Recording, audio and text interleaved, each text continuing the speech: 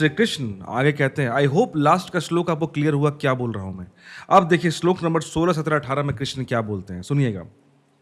कृष्ण बोलते हैं, हे पार्थ, जो पुरुष इस लोक में इस प्रकार चलाए हुए सृष्टि चक्र के अनुसार नहीं बरतता, अर्थात शास्त्र के अनुसार कर्मों को नहीं करता, वह इंद्रियों के सुख को भोगने वाला पाप आयु पुरुष व्यर्थ ही जीता है। पाप में आयु बिताने वाला पुरुष व्यर्थ ही जीता है। कौन? जो सृष्टि का यह चक्र जो बनाया गया, जो कृष्ण ने जो बताई बातें, कि सृष्टि में हर कुछ जुड़ा हुआ है, हर कुछ इंडिविजुअल तौर पे वो कुछ नहीं, पर अगर कहते हैं ना कि अकेले तौर पर कुछ नहीं, और अगर मिल के एक इकोसिस्टम की तरह काम करे तो हर कुछ वही है। तो जो इस चक्र को नहीं समझता है, फिर भी वो सिर्फ भोग में बैठा हुआ है, क्योंकि उसको लगता है कि वही सब कुछ है, वही हर चीज डिसाइड कर रहा है, वो इंसान पाप आयु पुरुष व्यर्थ, उसकी पूरा का पूरा जीवन पाप में बीतने वाला पुरुष कहलाएगा, वो बन जाता है। परंतु जो मनुष्य आत्मा में ही प्रीति वाला और आत्मा में ही तृप्त और आत्मा में ही संतुष्ट होवे, उसके लिए कोई कर्तव्य नहीं है। जो आत्मिक तौर पर प्रेम में, तृप्ति में और संतुष्टि में पड़ गया, उसके लिए कोई भी कर्तव्य नहीं है। समझो बात को। कर्तव्य इन द सेंस क्या बोले, कर्तव्य तो होना चाहिए। कर्तव्य का अर्थात यहाँ पर यही मतलब हो रहा है कि तुम्हारे मन से अगर कर्ता का भाव हट गया ना, कि तुम कर रहे हो, फिर तुम्हारा कोई भी कर्म तुम नहीं कर रहे हो ना। दिक्कत ये है, या दिक्कत बोले प्लस पॉइंट ये है कि तुम अब करने वाले हो ही नहीं, तुमने कुछ नहीं किया। वसुदेव गेमिंग जी, आपका स्वागत है। हर हर महादेव आपको। और आखिरी श्लोक में 17-18 नंबर श्लोक में कृष्ण कहते हैं, क्योंकि इस संसार में उस पुरुष के लिए जाने से भी कोई प्रयोजन नहीं है और न किए जाने से भी कोई प्रयोजन नहीं। समझना इस लाइन को। क्योंकि इस संसार में उस पुरुष का किए जाने से भी कोई प्रयोजन नहीं, कोई मतलब नहीं, और न किए जाने से भी कोई प्रयोजन नहीं, तथा इसका संपूर्ण भूतों में कुछ भी स्वार्थ का संबंध नहीं, तो भी उसके द्वारा केवल लोकहित कर्म किए जाते हैं। ये लास्ट वाला जो श्लोक है, इसका मतलब यही है कि जो इंसान इस चक्र को समझ जाता है कि मैं मात्र एक साधन हूं, जिस तरह से बरसात एक साधन है, वायु एक साधन है, सूरज की रोशनी एक साधन है, चांदनी रात एक साधन है, तारों का टिमटिमाना एक साधन है, धरती पे अनाज का उगना एक साधन है, पेड़ों में फल का लदना एक साधन है, उस तरह जीवन में जो भी हम आसपास पशु पक्षी देखते हैं वो एक साधन है, इकोसिस्टम का पार्ट। इन द सेम मनुष्य भी एक साधन है उस प्रकृति, उस परमात्मा के लिए।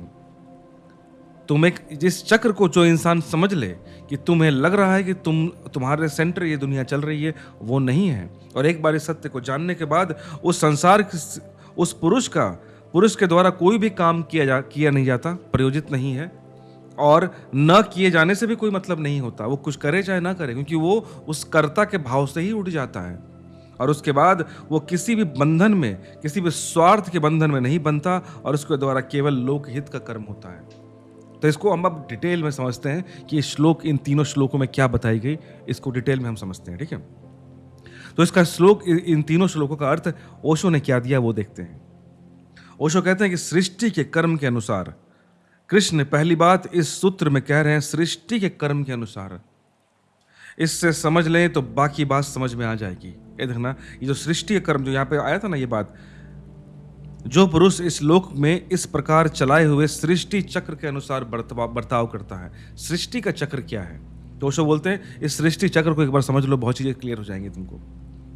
जीवन दो ढंग से जिया जाता है। एक तो सृष्टि के क्रम के प्रतिकूल विरोध में, बगावत में, विद्रोह में, और एक सृष्टि के क्रम के अनुसार सहज सरल प्रवाह में।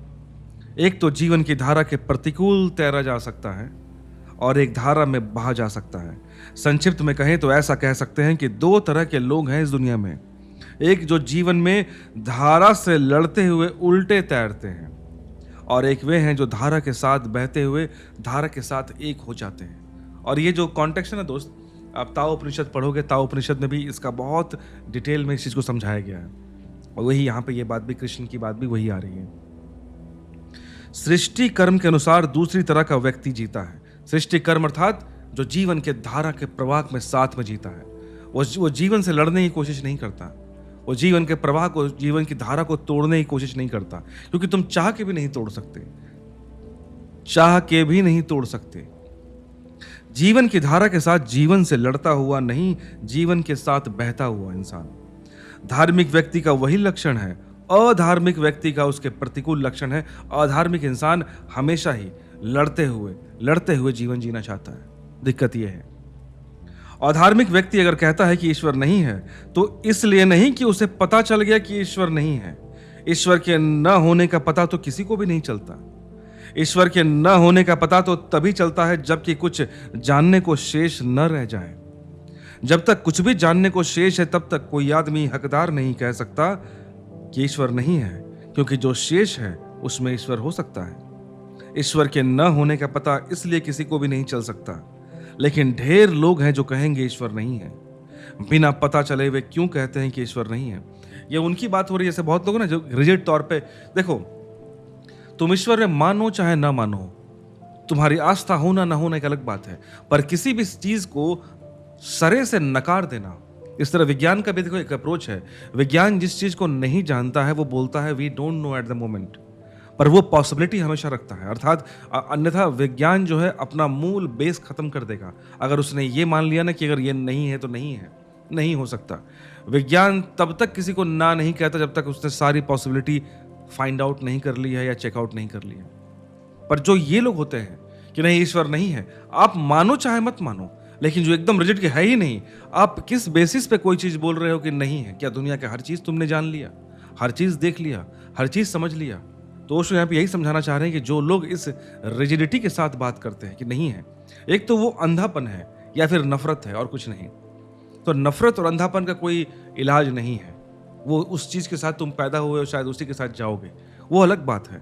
तो उन्हीं की बात कह रहे हैं कि अगर तुम रिजिडिटी में कह रहे हो कि नहीं है, ईश्वर नहीं है, अगर तुम अंधेपन में ये कहते हो कि ईश्वर है और ये कहते हो कि अंधेपन में नहीं है, फिर भी ईश्वर है ये कहने वाला जो अंधा है, भले अंधा है लेकिन फिर भी वो अंधा होके भी ये तो कह रहा है कि हाँ प्रकाश होगा, लेकिन वो देख नहीं पा रहा है, फिर भी हो रहा है। प्रकाश हो सकता है और नहीं भी हो सकता है, कोई दिक्कत नहीं है उसे।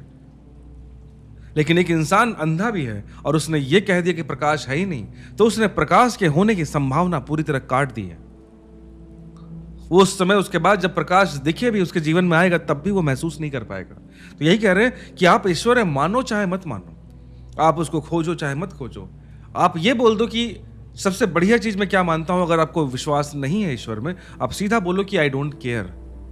हो तब भी अच्छा, नहीं हो तब भी अच्छा। At one stage of my life मैं पर्सनली यही था कि मुझे फर्क नहीं पड़ता कि ईश्वर है कि नहीं है,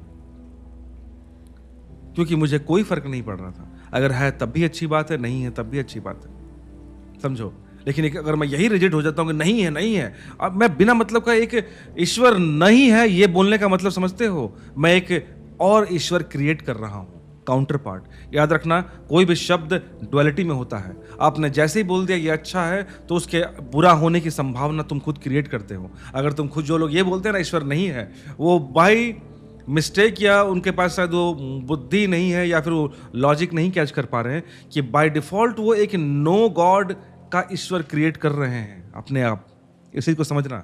आपने जिस तरह जैसे ही बोल दिया अंधेरा है, तो प्रकाश होने की संभावना तुम खुद क्रिएट कर रहे हो। अगर तुमने ये बोल दिया प्रकाश है, तो अंधकार का संभावना तुम खुद क्रिएट कर रहे हो, क्योंकि ये दुनिया डुअलिटी पे चलती है। आपके थॉट्स वगैरह, हमारे शब्द, सब कुछ डुअलिटी में है।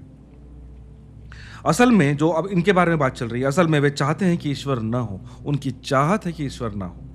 ईश्वर न हो तो फिर जीवन के क्रम के साथ बहने की कोई जरूरत नहीं होगी। ईश्वर न हो तो जीवन से लड़ा जा सकता है, ईश्वर हो तो जीवन से लड़ा नहीं जा सकता।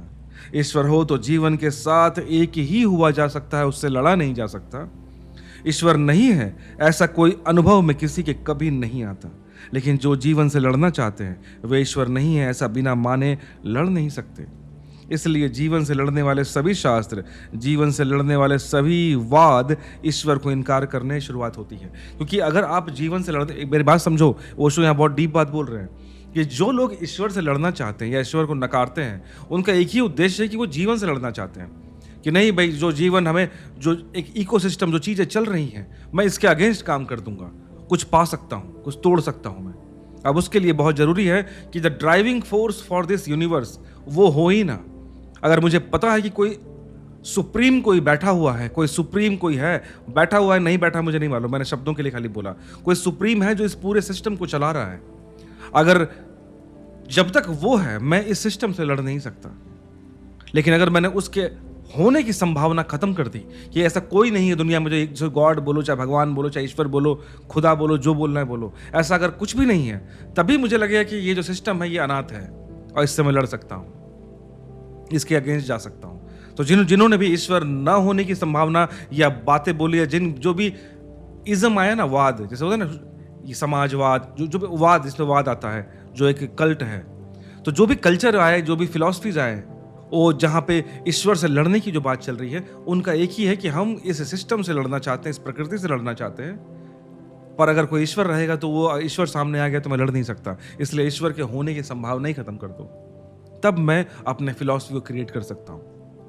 आश्चर्यजनक लगता है कभी यह बात मार्क्स या एंजल्स या लेनिन या स्टालिन या माओ, जो लोग जीवन से लड़ने की धारणा मन में लिए हुए हैं, उनको अपने वाद का प्रारंभ ईश्वर नहीं है इस बात से करना पड़ता है। मतलब कितनी अजीब बात है। सोचने वाली बात यह है कि आप एक थ्योरी देना चाहते हो इस बेसिस पे कि तुम जो मान रहे हो उसको किसी चीज के ना होने के बेसिस पे तुम थ्योरी दे रहे हो। समझ रहे हो बात को?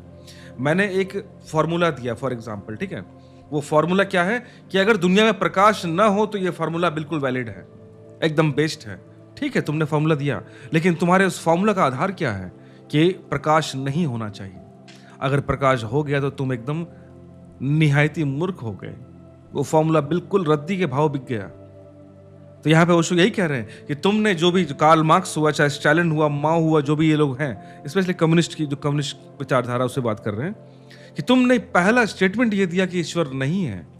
तुम्हारी पूरी आधारशिला ही इस चीज पर है जिसके बारे में किसी को पता नहीं है, तुमने उसको नकार के ही एक रख रहे हो।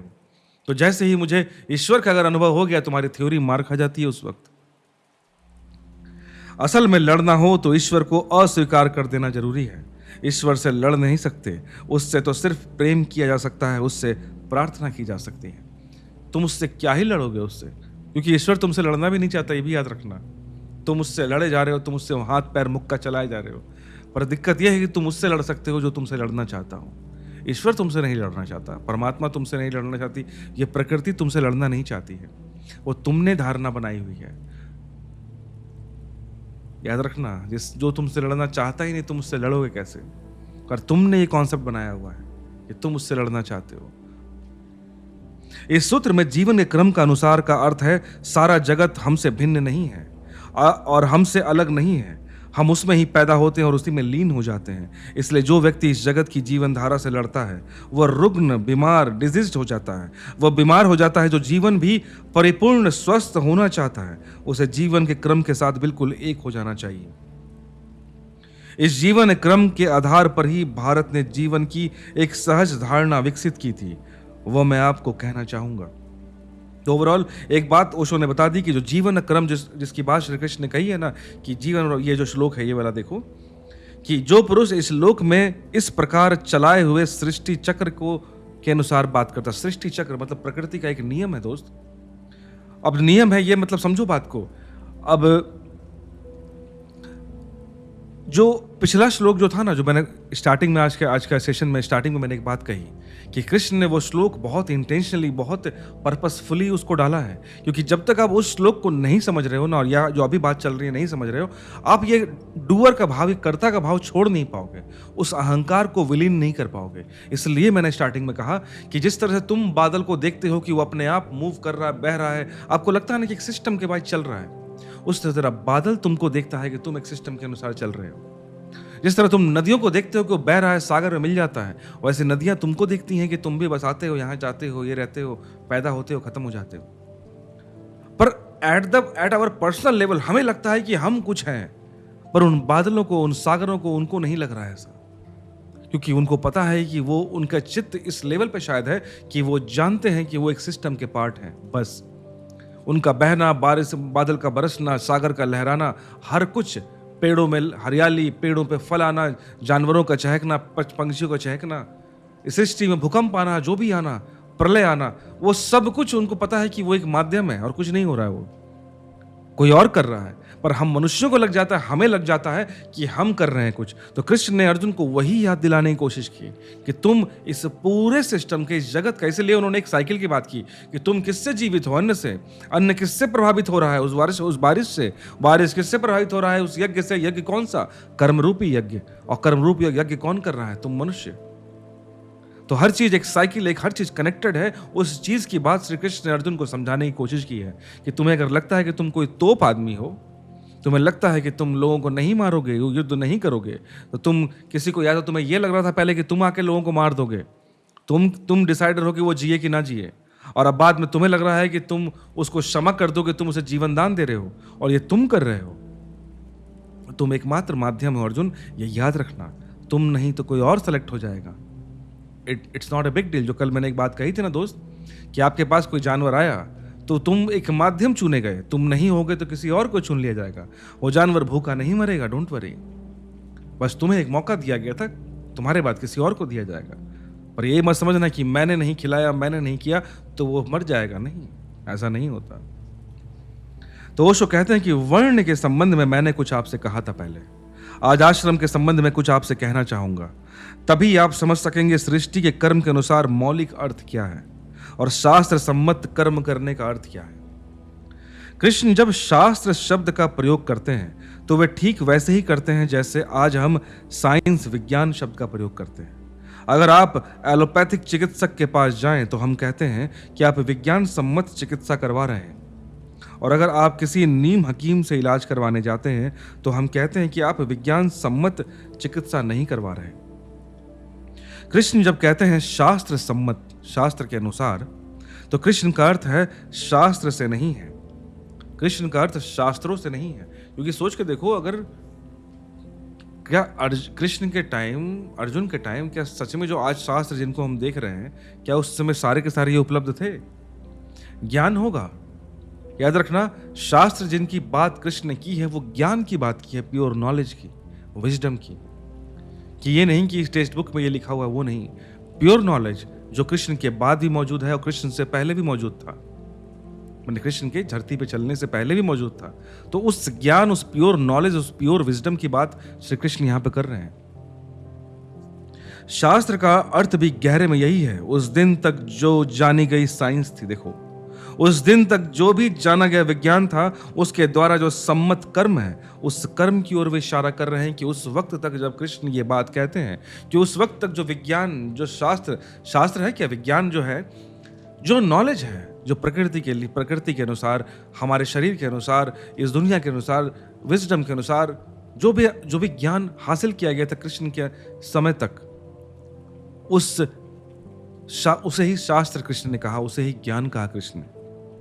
और जितना विज्ञान हम आज जानते हैं वह एक अर्थ में आंशिक है टोटल का। अभी तक हम विज्ञान भी पूरा नहीं जानते हैं। हो सकता है 100 साल बाद, 200 साल बाद, 500 साल बाद अगर देखेंगे तो हम बोलेंगे कि 2025 में जब ये लोग थे तो उस समय तक की जो विज्ञान था, उस समय तक का जो ज्ञान था, उसके अनुसार लोग काम कर रहे थे। हो सकता है कि आज डेट में हम काफी पीछे हों अगले 500 साल की तुलना में, लेकिन है तो अभी हम जो भी फॉलो कर रहे हैं एट द मोमेंट, जो हमें विजडम मिला हुआ है, जो नॉलेज मिला हुआ है प्रकृति के बारे में, जो भी सिस्टम के बारे में, उसी के अकॉर्डिंग हम टेक्नोलॉजी जो भी व्हाटएवर यूज कर रहे हैं, बातें कर रहे हैं।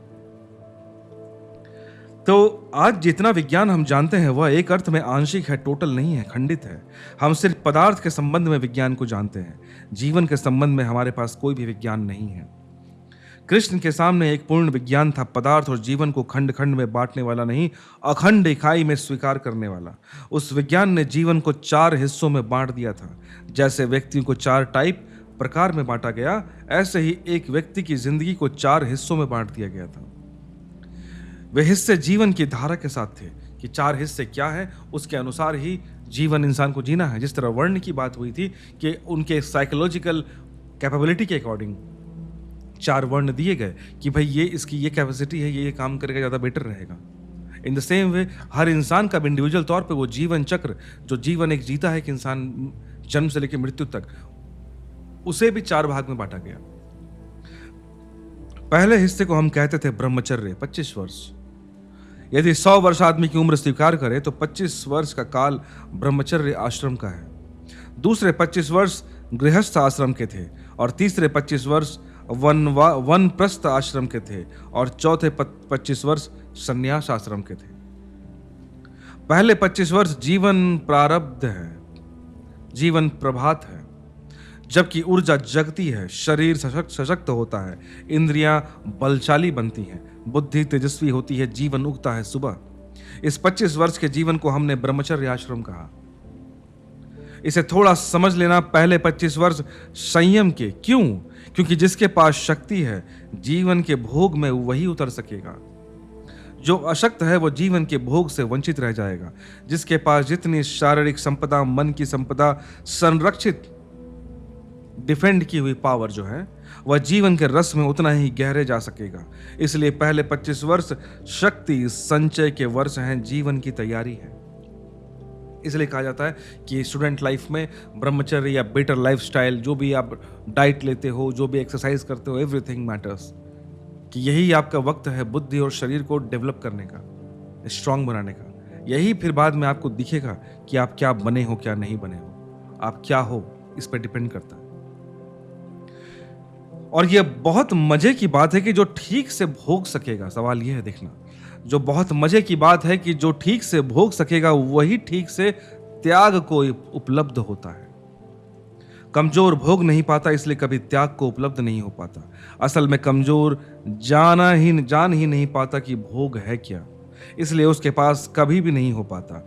जीवन का एक अनिवार्य नियम है, हम जिसे ठीक से जान लेते हैं उससे मुक्त हो जाते हैं, और जिसे हम ठीक से नहीं जान पाते उससे हम कभी भी मुक्त नहीं हो पाते। तो यहाँ पर जो एक बात कह रहे हैं कृष्ण, समझाना चाह रहे हैं ओशो इस बात को, कि एक बार तुमने अगर अपने जीवन को 25 वर्ष ब्रह्मचर्य जीवन जीने के बाद, उसके बाद तुम जब सांसारिक जीवन जीते हो, उस वक्त उस 25 साल के कारण तुम्हारे पास वो ऊर्जा, वो बुद्धि, वो क्षमता, वो शारीरिक बल, वो कैपेबिलिटी इस तरह की डेवलप होती है। जब भोग का समय आता है जीवन का 25 साल सांसारिक जीवन में, उस वक्त उन चीजों को तुम बहुत प्रो लेवल पे भोग सकते हो। और जिस चीज को आपने मैक्स लेवल पे एंजॉय कर लिया ना, उससे तुम्हारा डी अटैचमेंट होना शुरू होता है।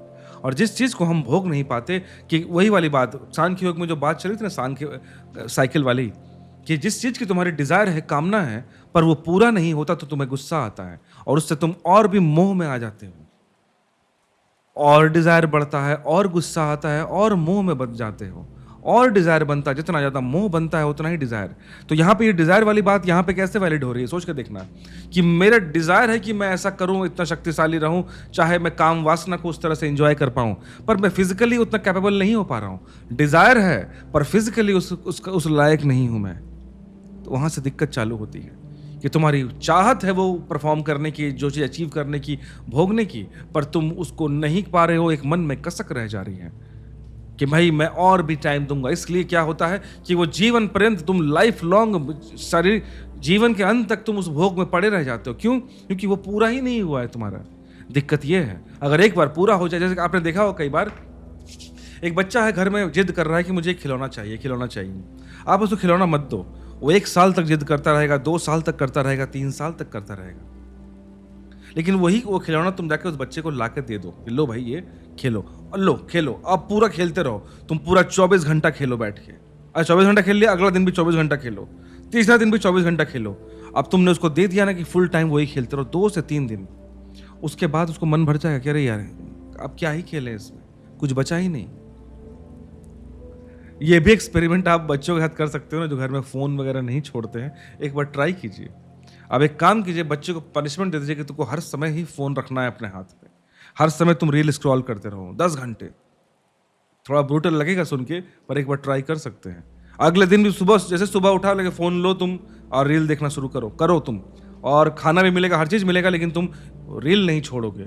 तुम 1-2 दिन अगर कर दिया ना उसके साथ तुमने, उसको उस फोन से नफरत होने लगेगी, क्योंकि वो सैचुरेट हो जाएगा सडनली, बहुत अजीब तरीके से।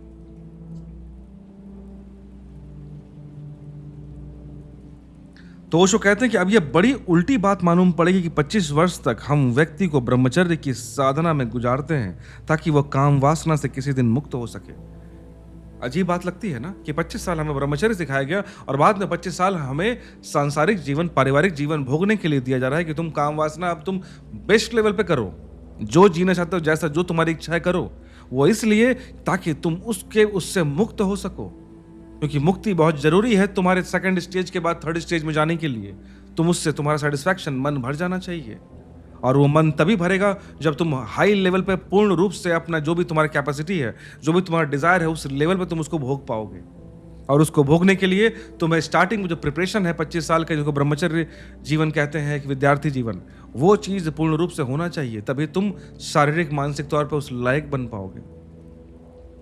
25 वर्ष हम उसे ब्रह्मचर्य साधन में रखते थे ताकि वह 25 वर्ष काम उपभोग की गहराई में उतर सके, वह सेक्स की जो गहरी से गहरी अनुभूतियां हैं उसमें जा सके, क्योंकि वह सेक्स के बाहर जा सकेगा। जो उसमें गहरा गया था वही उससे बाहर जा सकता है, जो उसमें गहरे न जा पाया वो बाहर नहीं जा पाएगा, क्योंकि उसके मन में वो अगर ऊपर ही ऊपर तैर रहा है, उसके मन में हमेशा उस गहराई की जिज्ञासा बनी रहेगी कि क्या है और जो मैं नहीं भोग पा रहा हूं, जो दुनिया पागल है जिस चीज के लिए, और मुझे वो क्यों नहीं मिल रहा। वो तुम उसमें जीवन लगाए रहोगे, 25 साल 30 साल 40 साल 45 साल 50 साल, मौत आ रही है फिर भी मन में वो चल रहा है कि वो भोग मेरा पूरा नहीं हो पाया, बस जबकि था कुछ नहीं, बस तुम एक बार उस गहराई में जाना था। जैसे कहते हैं ना कि आप जब किसी घर में आप गए किसी के यहाँ, ठीक है, आप फिल्मों में बहुत बार देखोगे, एक स्टोर रूम रहेगा, ठीक है, छोटा सा, और ताला लगा रहेगा, बड़ा सा मोटा सा ताला, और आपको बोल दिया जाएगा इस घर में तुमको जहां जाना है इस महल में घूमो, लेकिन उस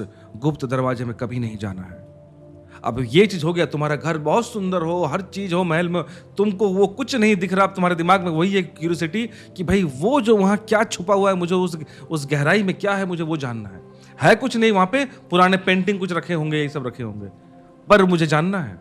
इन द सेम वे यहाँ भी वही बात चल रही है कि कृष्ण या हमारे जीवन में यही चीज चार बांटे गए कि तुम्हें अगर काम वासना में भी उतरना है, तुम उस गहराई में नहीं जान पाए कि उस गहराई से तुम काम वासना को नहीं जी पाए, तो दिक्कत यह है कि तुम जीवन भर उस काम वासना के विचार में पड़े रहोगे, क्योंकि तुम उस गहराई में गए नहीं, वो तुम्हारे लिए मिस्टीरियस रह गया।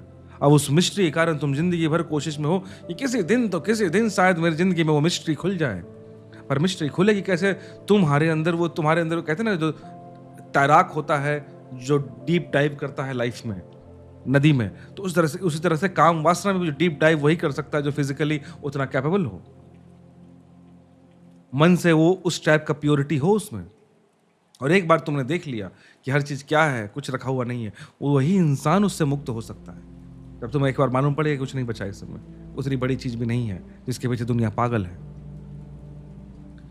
जो उसमें गहरा नहीं गया वो कभी बाहर नहीं जा सकता। आज बूढ़े आदमी भी काम वासना से बाहर नहीं जा पाते, क्योंकि काम वासना में जाने के लिए जितनी शक्ति की जरूरत है वह हम कभी जुटा नहीं पाते। जितने प्रगाढ़ और जितनी इंटेंस और तीव्र शक्ति चाहिए कि हम अनुभव कर सकें, कि अनुभव के बाहर जा सकें, उतनी शक्ति हम कभी इकट्ठा नहीं हो पाती। इसलिए 25 वर्ष दोहरे अर्थ के थे। इसलिए जो 25 वर्ष जो बात दी गई कि हमारे लिए ये हो गया कि तुम्हारे पास वो शक्ति ही नहीं इकट्ठा हुई, इसलिए ओशो कहते हैं कि इंसान बुढ़ापा पहुंचते जा रहा है फिर भी उस काम वासना से मुक्ति नहीं, तृप्ति नहीं मिल पा रही है, क्योंकि बेचारा कभी उस गहराई में जा ही नहीं पाया, वो अपने आप को संतुष्टि दे ही नहीं पाया।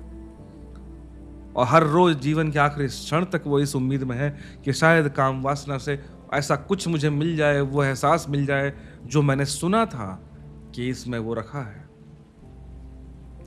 एक तो जिन व्यक्तियों को कल संसार के अनुभव में जाना है, इंद्रियों के अनुभव में, कृष्ण इस वचन में कहते हैं इंद्रियों का सुख भोगते हैं जो उनके लिए भी जीवन के क्रम से ही जाना उचित है।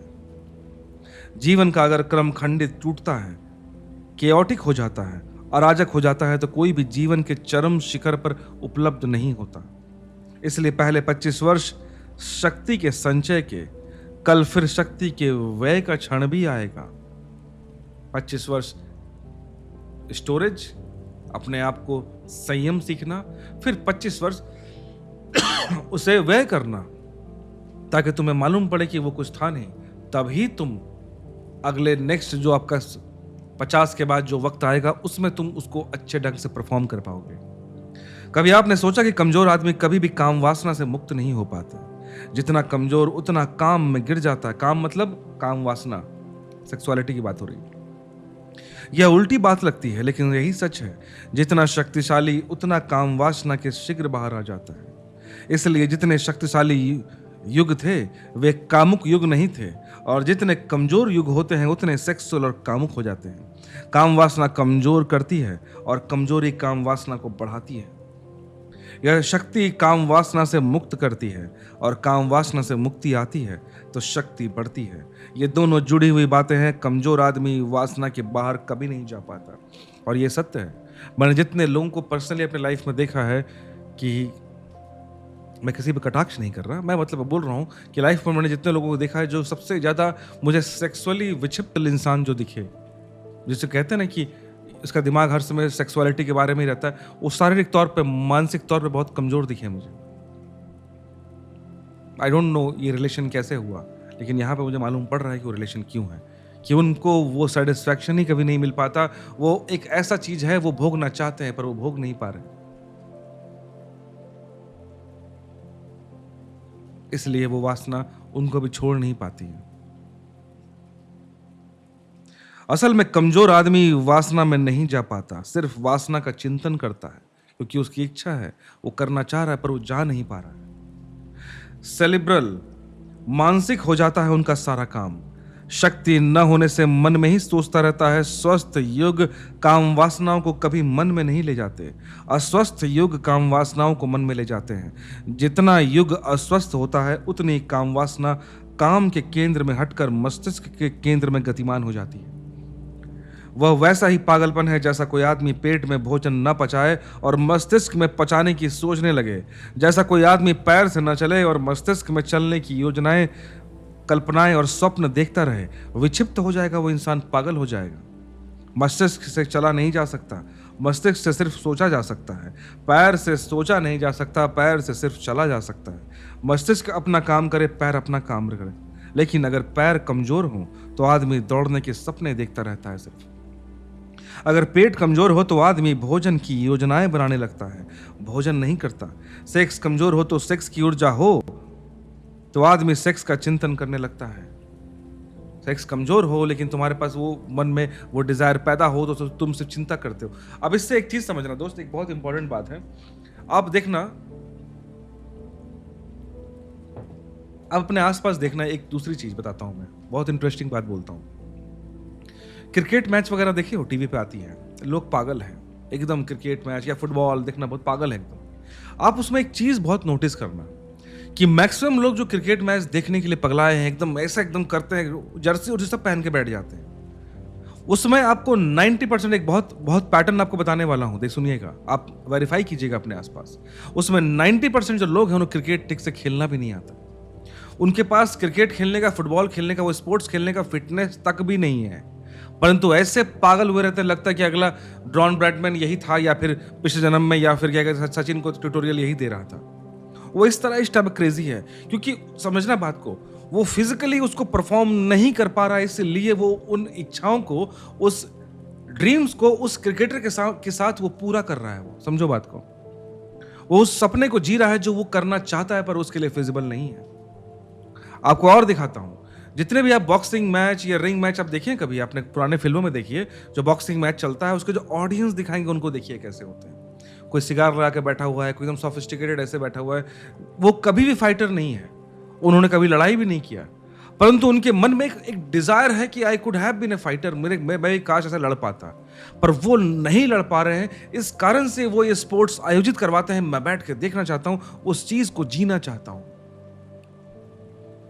जो इंसान F1 रेसिंग जो कर रहा है या बाइक मोटो जीपी जो मैच देख रहा है, अगर उनके साइकोलॉजी को डीपली आप समझोगे, आपको मालूम पड़ेगा कि उसके मन में बाइक चलाने की उस तरह की इच्छा है, लेकिन वो नहीं चला सकता।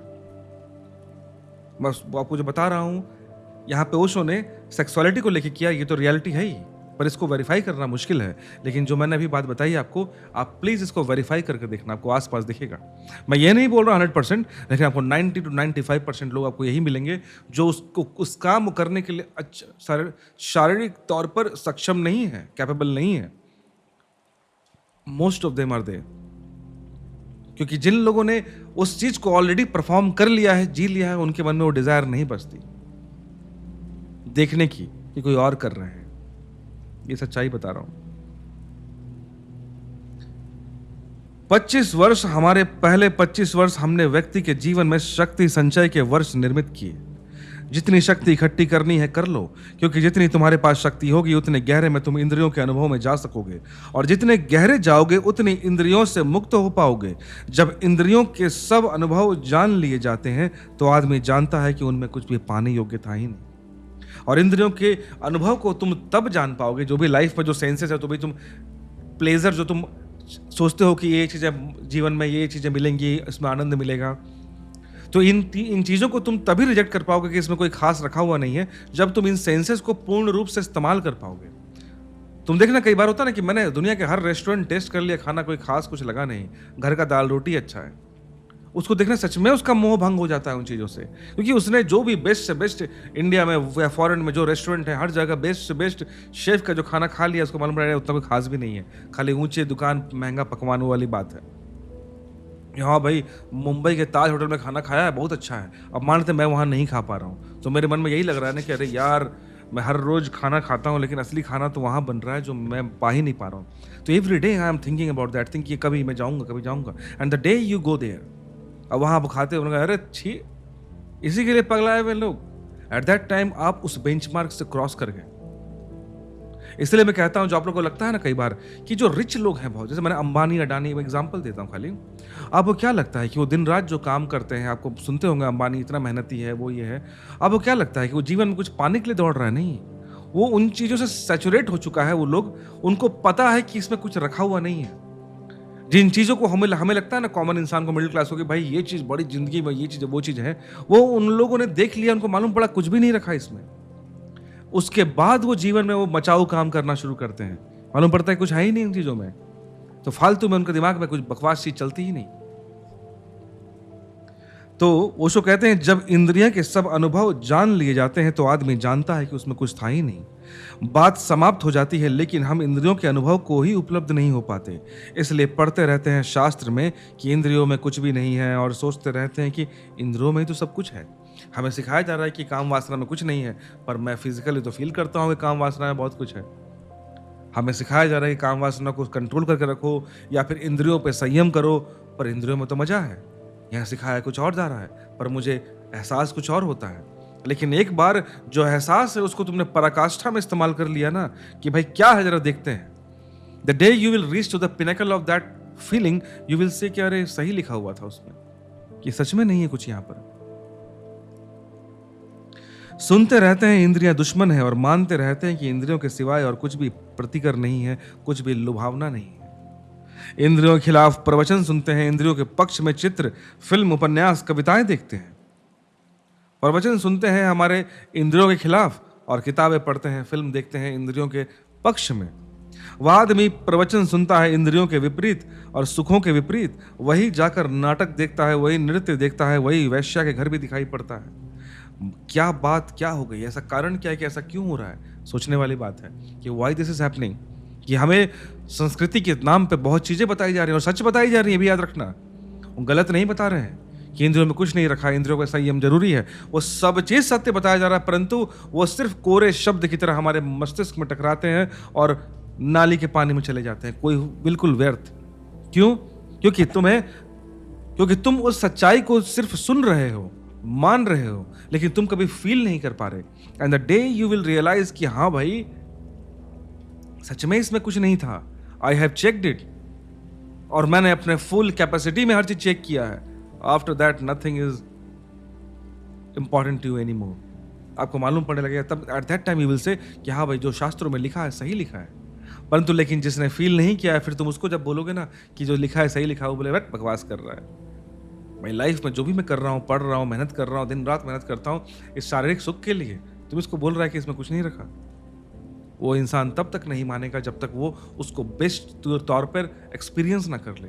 इसलिए ओशो बताते हैं कि हमारे जीवन को 4 भाग में बांटा गया, कि पहले संयम, और दूसरा जो 25 साल दिए गए वो भोगने के लिए ही दिए गए, कि जब तक तुम उस इंद्रियों के भोग से नहीं निकलोगे, तुम अगला सच्चाई विजडम में जा ही नहीं पाओगे।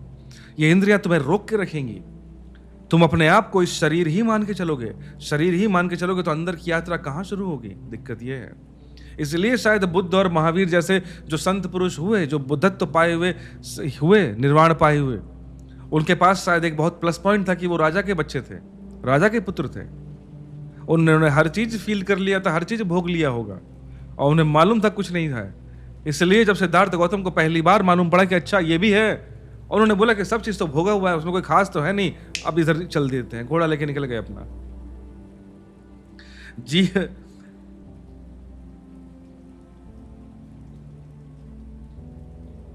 जीवन एक क्रम के साथ व्यक्ति नहीं है, जीवन का पहला क्रम है शक्ति संचय। और इसमें एक दूसरी बात और ख्याल में कर लेनी जरूरी है। इस ब्रह्मचर्य के 25 वर्ष के आश्रम में हमने एक दूसरी और अत्यधिक गहरी मनोवैज्ञानिक बात जोड़ी थी, जो आज नहीं कल जगत को वापस लौटा लेनी पड़ेगी, अन्यथा जगत का बचना असंभव है। और वह यह कि 25 वर्ष हार्डशिप के कठिन श्रम का समय है, कि तुम्हें ये 25 वर्ष हार्ड वर्क करना ही होगा। अब ये बड़े मजे की बात है कि जिस व्यक्ति का बचपन जितना ही श्रम का हो, उसकी शेष जिंदगी उतनी ही सुख की होती, और जिसका बचपन जितना सुख का हो, उसकी शेष जिंदगी उतनी ही विषाद और दुख की होती है। बचपन में जो चटाई पर सोया, बचपन में जिसने रूखी सूखी रोटी खाई, बचपन में जिसने कुदाली चलाई, लकड़ी चीरी, गायें चराई, जिंदगी उसे जो भी देगी वह इससे सदा ज्यादा होगी। और सुख सदा तुलना में है, कंपैरिजन में है। जिंदगी जो भी देगी वह सदा इससे ज्यादा होगी। यहाँ पे जो बात बोली गई रही है, सुख जो सदा कंपैरिजन में है। अब आप बोलोगे कि सुख कंपैरिजन करके तो दुख और सुख मिलता है, तो ये उस सुख का क्या मतलब? तो याद रखना, जो सुख और दुख ये हमारा क्रिएटेड चीजें हैं, हमारी मानसिक चीजें हैं। सुख और दुख नाम दुनिया में कोई चीज होता नहीं है। ये हमने सांख्य योग में पढ़ा था कि सुख और दुख नाम की कोई चीज है ही नहीं। वो तुमने क्रिएट किया है कि ये सुख है तुम्हारे लिए और ये दुख है तुम्हारे लिए। बाहर जगत के लिए, प्रकृति के लिए कुछ भी नहीं है। प्रकृति जो है सो है। तुम्हें वो अच्छा लग गया, तुम्हारे लिए सुख हो गया। तुम्हें वो बुरा लग गया, तुम्हारे लिए दुख हो गया। उसी तरह से अपना पराया, मैं तुम्हारा, ये सारी चीजें रियल में एग्जिस्ट नहीं करती। ये तुम्हारे रेफरेंस में तुम्हें लगता है कि ये अपना, ये पराया है, ये मैं हूं, ये तुम है। ये हमने अपने मानसिक तौर पर क्रिएट किया गया। इसलिए ओशो ने कहा कि जो सुख तुम्हें मिलेगा वो हमेशा तुम जो सुख, जिसको तुम सुख मानते हो, वो कंपैरिजन के बेसिस पे तुम मानते हो। अब दिक्कत यह है कि अगर तुमने बचपन में कम देखा है तो जीवन हमेशा तुमको जीवन में आगे बढ़ते बढ़ते थोड़ा ज्यादा ही देगा। तो हमेशा तुम्हें सुख का ही अनुभव होगा। अच्छा, बचपन में तो यार ऐसा था, कम से कम अभी बेटर है। ये उसी कंपैरिजन की बात चल रही है। और आज हम ठीक उल्टा पागलपन करते हैं। बाप का जो सुख नहीं है वो बेटे को मिल जाता है। घर में जो सुख नहीं है वो होटल्स में, छात्रावास में मिल जाता है। 25 वर्ष बीतते हैं बिल्कुल बिना श्रम के, बिना काम के, बिना हार्डशिप के, बिना स्ट्रगल के। और 25 वर्ष के बाद जिंदगी में आता है संघर्ष, आता है श्रम, और फिर इसलिए जो भी मिलता है वह कोई भी तृप्ति नहीं कर पाता। कंपैरेटिव जो भी मिलता है वह सब बेकार लगता है। जो भी मिलता है वो आशाओं के प्रतिकूल लगता है। तो इस बारे में, ये तो ओशो फिर भी 1980s की बात कर रहे हैं। अगर ओशो 2025 में होते तो वो बोलते कि आजकल तो माँ बाप बच्चों को हर चीज़ दे देना चाहते हैं जो उन बच्चों को नहीं मिलना चाहिए। क्योंकि मिडिल क्लास पेरेंट्स का ये एक धारणा है कि जो हमको बचपन में नहीं मिला हम बच्चों को दे देंगे। जिस चीज़ के लिए मैं डायलॉग कई बार लोगों के मुझे सुना है कि नहीं, इस चीज़ से बचपन में मैंने बहुत तरसा हूँ और मैं नहीं चाहता कि हमारा लड़का, हमारी लड़की इस चीज़ से तरसे। अरे मूर्ख इंसान, कोई चीज, कोई कमी जीवन में रहनी चाहिए, तभी जीवन में कोई प्यास रहती है आगे पाने की। अगर तुमने हर चीज से तो उस बच्चे को संतुष्ट कर दिया तो क्या ही उसका ड्राइविंग फोर्स रहेगा, कर्म का कारण क्या बनेगा उसके। और उसके बाद तुमने बचपन में जो उसको इतना मखमल का जीवन दे दिया, तो जीवन लेकिन मखमल तो नहीं होती। और तुम एज ए पेरेंट हर वक्त तो उसके साथ नहीं रहोगे। तुमने हार्डशिप, जीवन की कठिनाई तो बताई नहीं। अब उससे होता क्या है, जब जीवन में रियल पेन, स्ट्रगल आना शुरू होगा, तब उसको जीवन बिल्कुल बेकार, नीरस लगना शुरू हो जाएगा कि क्या है, इससे पहले मैं कितनी मस्त जीवन जी रहा था। और जैसे जैसे जिंदगी आगे बढ़ रही है, जीवन में सब कुछ बेकार हो रहा है, बिखर रहा है। जीवन में कभी बिखराव नहीं आया, जब कभी बेकार नहीं हुआ। लाइफ वैसा ही चल रहा है हमेशा। लेकिन तुमने जो स्टार्टिंग में वो मखमल की जिंदगी जी, उसके बाद सडनली जो इतना टफ, अचानक से तुम उस मखमल की जिंदगी से बाहर तुमने पैर रखा और ये चीजें हो गई तुम्हारे साथ। ये तुम्हें लगने लगता है कि लाइफ कितनी स्ट्रगल है। लाइफ पहले भी वही थी, अभी भी वही है। तुम्हारा कंपैरिजन, तुम उस चीज से कंपैरिजन कर रहे हो जो तुम्हारे माँ बाप ने वो मखमल की जिंदगी तुम्हारे लिए रख दी थी।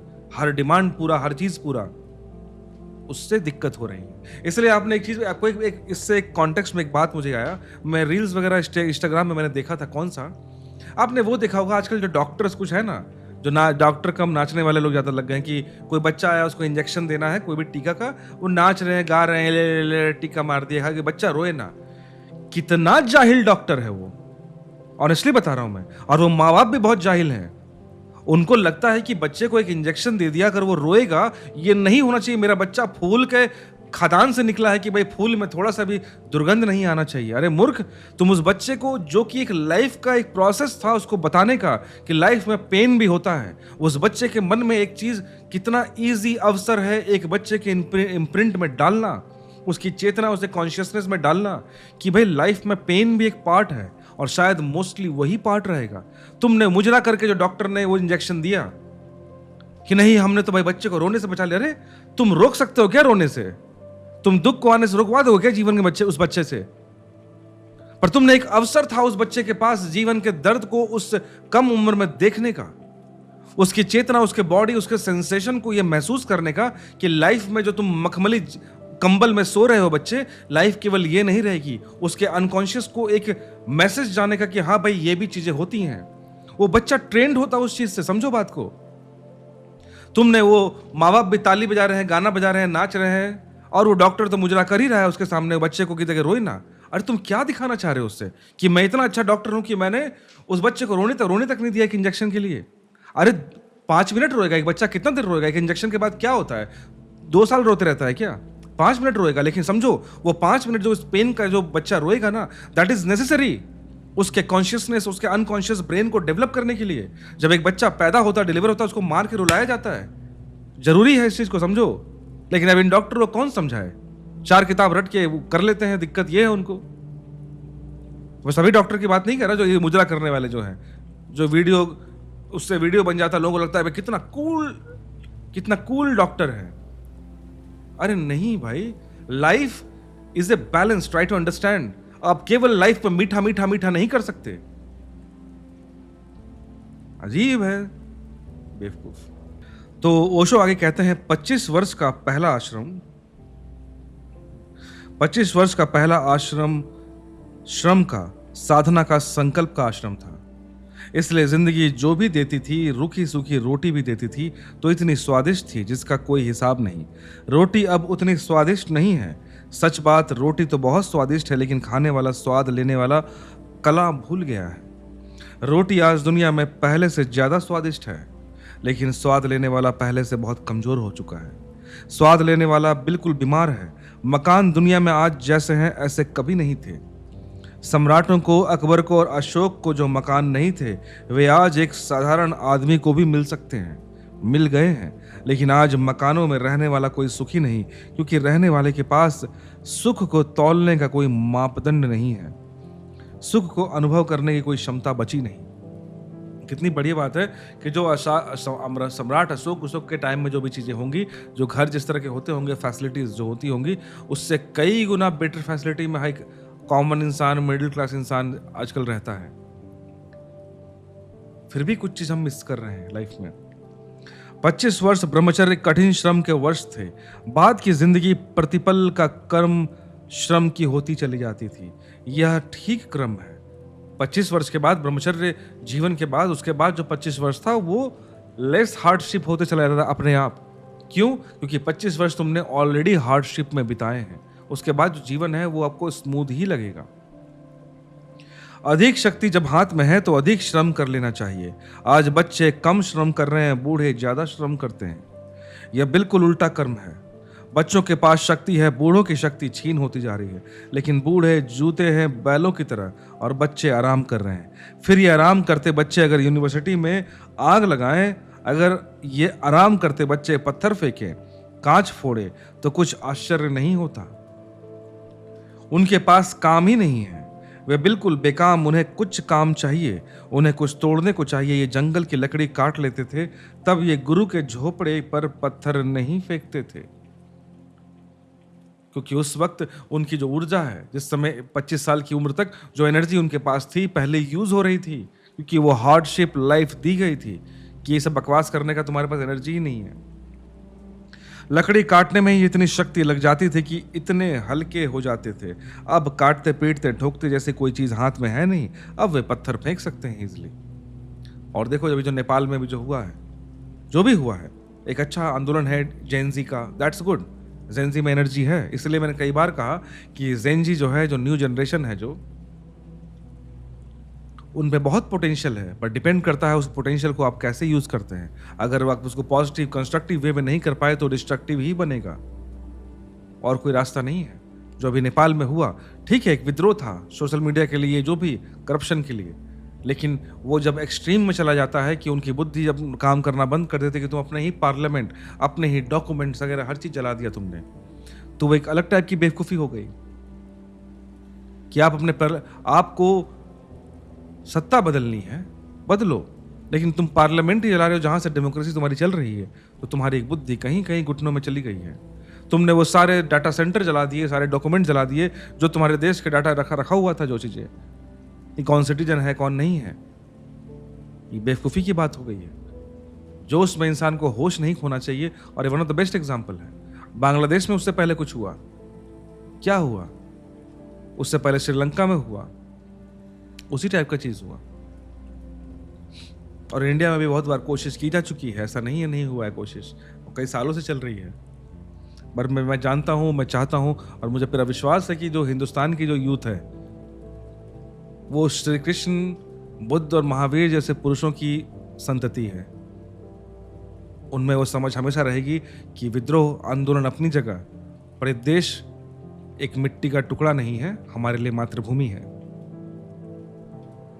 मुझे ये पता है कि हमारे देश के युवाओं में, हम में वो धारणा है कि बाकी सब कुछ सही, पर ये हमारे लिए सिर्फ एक जमीन का टुकड़ा नहीं है, ये उससे बहुत कुछ है। तो पहला आश्रम, जब व्यक्ति के जीवन में प्रभात है शक्ति का, शक्ति के संचय का, प्रयोग का, क्षमता का, विकास का समय विश्राम का नहीं है। वो समय, विश्राम का समय धीरे धीरे आएगा। आखिरी क्षण जिंदगी के सूर्यास्त के समय विश्राम का क्षण ही होगा। वो तो हम 75 साल के बाद आखिरी संन्यास के श्रम में पूर्ण विश्राम की अवस्था में किए थे। पूर्ण विश्राम, पहला पूर्ण श्रम, फिर अंतिम पूर्ण विश्राम, बीच में 2 सीढ़ियां हैं, 25 साल और लास्ट का 25 साल, यानी 75 के बाद पहला पूरा का श्रम 25 साल पूरा फुल फ्लेज में काम करना, और लास्ट का 25 साल पूर्ण आराम करना। उसमें मृत्यु आ जाए तो वो भी आ जाए, लेकिन जो बीच का जो 2 है, एक सांसारिक जीवन और एक जंगल वाला जीवन, वो अलग है दोनों। इस पहले को तो एक तरफ से समझ लें कि व्यक्ति जो भी विकास है वो करीब करीब 25 वर्ष में पूरा हो जाता है। मनोवैज्ञानिक तो कहते हैं कि और जल्दी पूरा हो जाता है, इसलिए विकास करके पहले ही पूरा हो जाए। व्यक्ति की पूरी पोटेंशियलिटी को जगा लेने की कोशिश की जानी चाहिए। इसके पहले कि विकास का क्षण बीत जाए, व्यक्ति के भीतर जो शक्ति छिपी है बीज रूप, वह हम वृक्ष रूप बन जानी चाहिए, वह वास्तविक हो जानी चाहिए। और ये बहुत जरूरी है, चाहे मानसिक तौर पर या शारीरिक तौर पर आपको अगर बेस्ट से बेस्ट लाइफ लॉन्ग रहना है, तो आपको ये जो 25 साल या 20 से 25 साल का जो जीवन है, इसी टाइम में जो आपने किया है वही लाइफ लॉन्ग अगला आपके 50-60 साल दिखने वाला है। चाहे फिजिकली हो, मेंटली हो, व्हाटएवर, वो इसी का रिफ्लेक्शन ही होगा कि आपने स्टार्टिंग के 25 साल क्या किए। आपको पूरा का पूरा रेस्ट लाइफ आपको उसी के अकॉर्डिंग ही जीना पड़ेगा। आप चाह के भी नहीं भाग पाओगे उससे, वो आपको हमेशा पीछे रहेगा आपके। आप जो भी फिर उसके बाद करोगे, थोड़ा बहुत परिवर्तन आएगा, पर कहते हैं ना कि पेड़ एक बार वो बन चुका है, उसके बाद तुम पेड़ को, तुम टहनियों को मोड़ो, ये करो, रस्सी से बांध को ऐसे करो, ठीक है, थोड़ा बहुत बदलाव लाएगा, लेकिन जो जिस समय वो पेड़ बन रहा था उसी समय तुमने उसको डेवलप कर दिया अमेजिंग तौर पर, तब क्या ही कहना। इसलिए रत्ती भर विश्राम का मौका 25 वर्ष में नहीं था। सतत श्रम था, कठोर श्रम था, अथक श्रम था, और इसके 2 परिणाम होते थे। एक तो व्यक्ति अपनी पूरी शक्तियों को जगाकर जीवन में जाने के योग्य हो जाता था, और दूसरा, इसके बाद जीवन उसे जो भी देता वह उसके लिए संतोष और आनंद बनता था। जीवन उसको जो भी देता उसके बाद। आज की दुनिया में कोई भी चीज संतोष नहीं बन पाती। आज हमारी सारी व्यवस्था ऐसी है कि हर चीज असंतोष है, ये सच बात है। आप महंगा से महंगा फोन, अच्छा से अच्छा घर में रह लो, अच्छे से अच्छे कपड़े पहन लो, फिर भी आपको लगता है कि नहीं यार, और चीज चाहिए, और चीज चाहिए। क्योंकि ये सब तो तुमने बचपन में भी देख लिया ना, दिक्कत ये है। तुमने लाइफ में घर भी देख लिया, अच्छा खाना भी देख लिया, अच्छा घूमना फिरना भी देख लिया, तो बड़े होके इतना कोई ड्रास्टिक चेंज तो आ नहीं रहा है।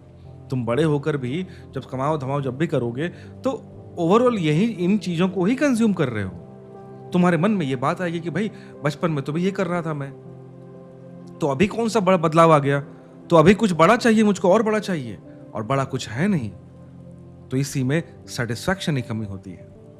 इसी चीज के कारण रिलेशनशिप अच्छे नहीं बन पाते, क्योंकि रिलेशनशिप जब बनाने का उम्र होता है हम उससे पहले ही उसमें घुस जाते हैं।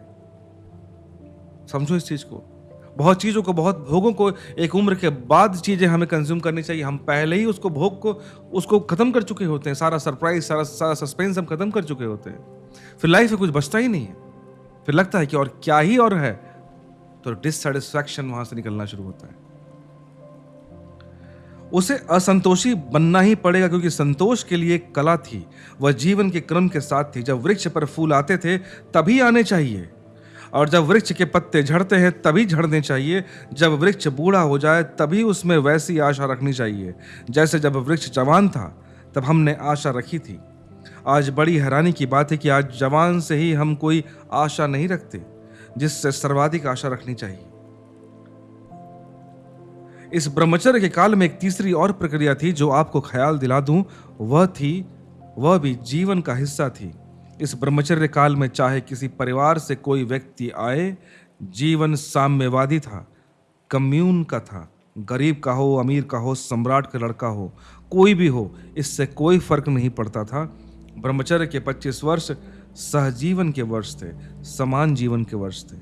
आपने ये देखा होगा, कृष्ण भी और राम भी सब क्या, जब उनको गुरुकुल जाना था तो वो ऐसा नहीं कि राजा के बेटे हैं तो अलग बैठ रहे हैं, बाकी प्रजा अलग बैठ रही है। इसलिए ना कृष्ण के जो मित्र बने थे, क्या नाम था उनको, मैं भूल गया। अरे जो बहुत अच्छे दोस्त थे जो मिलने आए थे उनके राजमहल में, मुझे नाम याद नहीं आ रहा, नाम भूल गया मैं। जो गरीब ब्राह्मण एकदम जो थे, सोचो दोनों, कृष्ण राजा के घर से, मैंने इतने बड़े, और वो एक,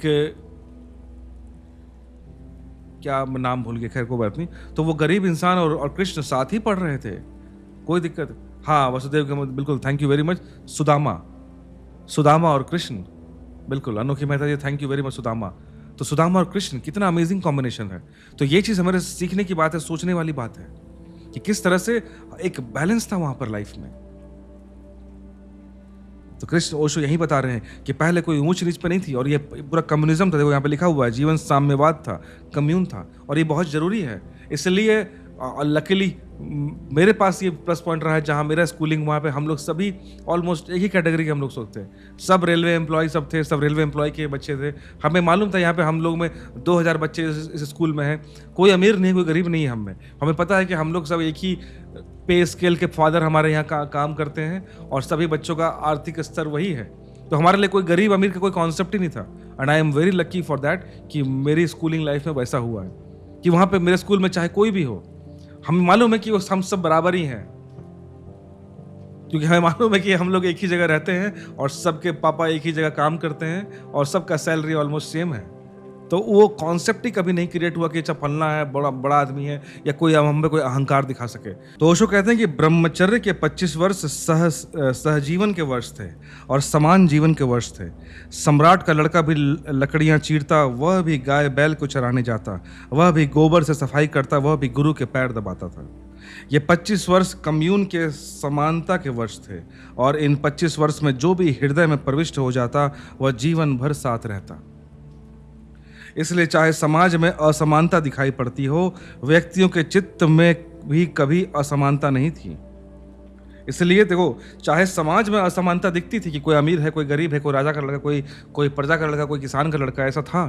लेकिन चूंकि उनका जीवन इस तरह से बनाया गया था कि 25 वर्ष जब ब्रह्मचर्य के जीवन चल रहा है, गुरु के सानिध्य में वो रहता है, तो एक राजा का लड़का भी गोबर से घर साफ कर रहा है और एक किसान का लड़का भी, तो वो एक डिफरेंस नहीं आ पाया। वो चीज़ें बहुत मैटर करती हैं कि सामाजिक तौर पे हमें दिखता है कि कोई बड़ा है, कोई छोटा है, लेकिन उनके मन में, उनके चित्त में कोई ऐसा नहीं था, क्योंकि उनका दोस्त भी एक गरीब था, लेकिन उनके साथ उसने 25 वर्ष जीवन के बिताए हैं। एक ही चीज किया है, तो एक बाउंड्रीज, एक बैरियर टूट जाते हैं समाज में। और समानता की कोई पागल प्यास भी नहीं थी जिसको स्पर्धा कहे दूसरे से, वो 25 वर्ष में इन अर्थों में पैदा ही नहीं हो पाती थी, क्योंकि जब सब समान था। इसलिए हमने एक नॉन कॉम्पिटिटिव, एक स्पर्धा मुक्त, महत्वाकांक्षा शून्य समाज के निर्माण का प्राथमिक आधार रखा था कि तुम्हें किसी से कॉम्पीट ही नहीं करना, तुम किससे कॉम्पीट करना चाहोगे? Just you have to be better one. तुम्हारी पूरी की पूरी कंपटीशन तुम्हारी खुद से थी, अपने आप को बेटर से बेटर बनाना, बस वही। किसी को हराना नहीं, किसी से जीतना नहीं, ये कंपटीशन नहीं था। ये बाद में ये कल्चर डाला गया कौन कितना आगे, ताकि सोसाइटी उनको चूज कर सके, अपना बेटर से बेटर स्लेव बना सके। इसलिए उसके बाद ये टाइप कंपटीशन डाले गए कि कौन बेटर, कौन ज्यादा नंबर लाता है, कौन क्या करता है। दूसरा आश्रम था गृहस्थ का, पहला था ब्रह्मचर्य का, दूसरा था गृहस्थ का। शायद इस पृथ्वी पर इस देश ने मनुष्य को जितनी वैज्ञानिकता से स्वीकार किया, इतनी वैज्ञानिकता से किसी ने कभी स्वीकार नहीं किया। अब कैसी हैरानी की बात है कि 25 वर्ष तक हम उसे ब्रह्मचर्य का पाठ पढ़ा देते हैं और 25 साल के बाद उसे गृहस्थ जीवन में भेज देते हैं। विवाहित काम वासना इंद्रियों के सुख में प्रवेश का मौका देते हैं, पर उसे इंद्रिय सुख को भोगने का मौका देते हैं। बड़ी अजीब बात, तुमने 25 साल उसको ढाल दिया कि नहीं तुम्हें ब्रह्मचर्य रखना है, तुम्हें काम वासना से दूर रहना है, तुम्हें इंद्रियों को उस तरह से हमने कन्वर्ट कर दिया ताकि तुम अपने शक्ति को बचा सको, अपने शारीरिक अपने बुद्धि क्षमता को बढ़ा सको। और बस उस 25 साल के बाद तुमको नेक्स्ट 25 ईयर के लिए गृहस्थ जीवन में डाल दिया गया कि ठीक है, जो शक्ति तुमने संचय की है इस इंद्रियों को भी भोग लो, इस इंद्रियों को भी देख लो कि क्या सच में ये उतना मैटर करती है। और उन इंद्रियों को तुम तभी अच्छे से भोग सकते हो जब तुम्हारे पास शक्ति होगी, वरना वो व्यर्थ है। अर्जुन बनने के लिए भी अर्जुन जैसी शक्ति चाहिए, केवल सोच नहीं। सोचने में कोई भी अर्जुन और कर्ण बन सकता है, लेकिन अर्जुन बनने के लिए वो शारीरिक क्षमता, वो मानसिक क्षमता चाहिए, तभी एक अर्जुन बन सकता है। कोई कहेगा क्या ये पागलपन है? 25 वर्ष तक जब ब्रह्मचर्य सिखाया तो अब क्यों उसे भेज रहे हो सांसारिकता में? ब्रह्मचर्य उसे सिखाया ही इसलिए है कि अब वह तौल भी सकेगा कि आनंद ब्रह्मचर्य में है कि वासना में है। और जो आनंद उसने ब्रह्मचर्य में जाना, वह आनंद वासना से कभी नहीं मिल सकता उसको। इसलिए वासना सिर्फ कर्तव्य रह जाएगी। इसलिए वासना कभी भोग की तृप्ति नहीं बनेगी, क्योंकि उसने जान लिया कि भोगना हम किसको शुरू करते हैं। सोचना बात को, हम भोगते उसमें हैं जहां हमें लगता है कि हमें ज्यादा बेटर सेटिस्फैक्शन मिल रहा है। दोस्त, इस बात को समझना है, मेरी बात एक गहराई की बात कहता हूं, जो मेरी समझ है उसके अनुसार गहराई है कि हम भोगना उस चीज को चाहते हैं जिसमें हमें लगता है कि we are getting some bigger satisfaction, deeper satisfaction. और डीपर सेटिस्फैक्शन हम इस बेसिस पे कंपैरिजन करते हैं कि क्या जो मजा मुझको इस भोग में मिल रहा है, इससे बेटर आनंद किसी चीज में पहले मिला था, तो हम बोलेंगे नहीं, कुछ नहीं मिला है, इसीलिए ही हम उसमें भोग में पड़े हुए हैं। अगर आज के डेट में जो भी देखते हो काम वासना तुम पे हावी है, शारीरिक तौर पे तुम कर पाओ ना कर पाओ, मानसिक तौर पर मन में तुम उस काम वासना में जो डूबे हुए हो, क्योंकि तुमको इसमें जो आनंद मिल रहा है, जो सेटिस्फैक्शन मिल रहा है, तुमने वो सेटिस्फैक्शन लाइफ में किसी और कर्म में ढूंढा ही नहीं।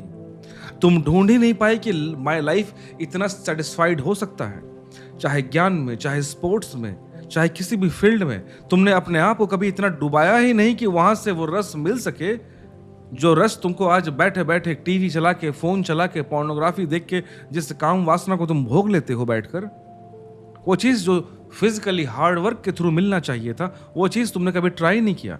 इसलिए यहां बात चल रही है कि जब एक 25 साल के ब्रह्मचर्य को जब एक सांसारिक जीवन में डाला जाता है कि तुम ये भी चेक कर लो कि क्या इस भोग में, और भोग में सबसे ज्यादा एक स्वाद और काम वासना, यही दो तो है, इसी के अराउंड पूरी दुनिया चल रही है। तो इसको भी भोग के देख लो, क्या सच में इसमें उतना प्लेजर है? अगर है तो अच्छी बात है, एंजॉय कर लेना। लेकिन क्या तुम सच में अगर 25 साल के ब्रह्मचर्य और उस सादा भरे जीवन में जो सेटिस्फैक्शन तुमको मिला है, उससे बेटर सेटिस्फैक्शन तुमको नहीं मिल पाएगा।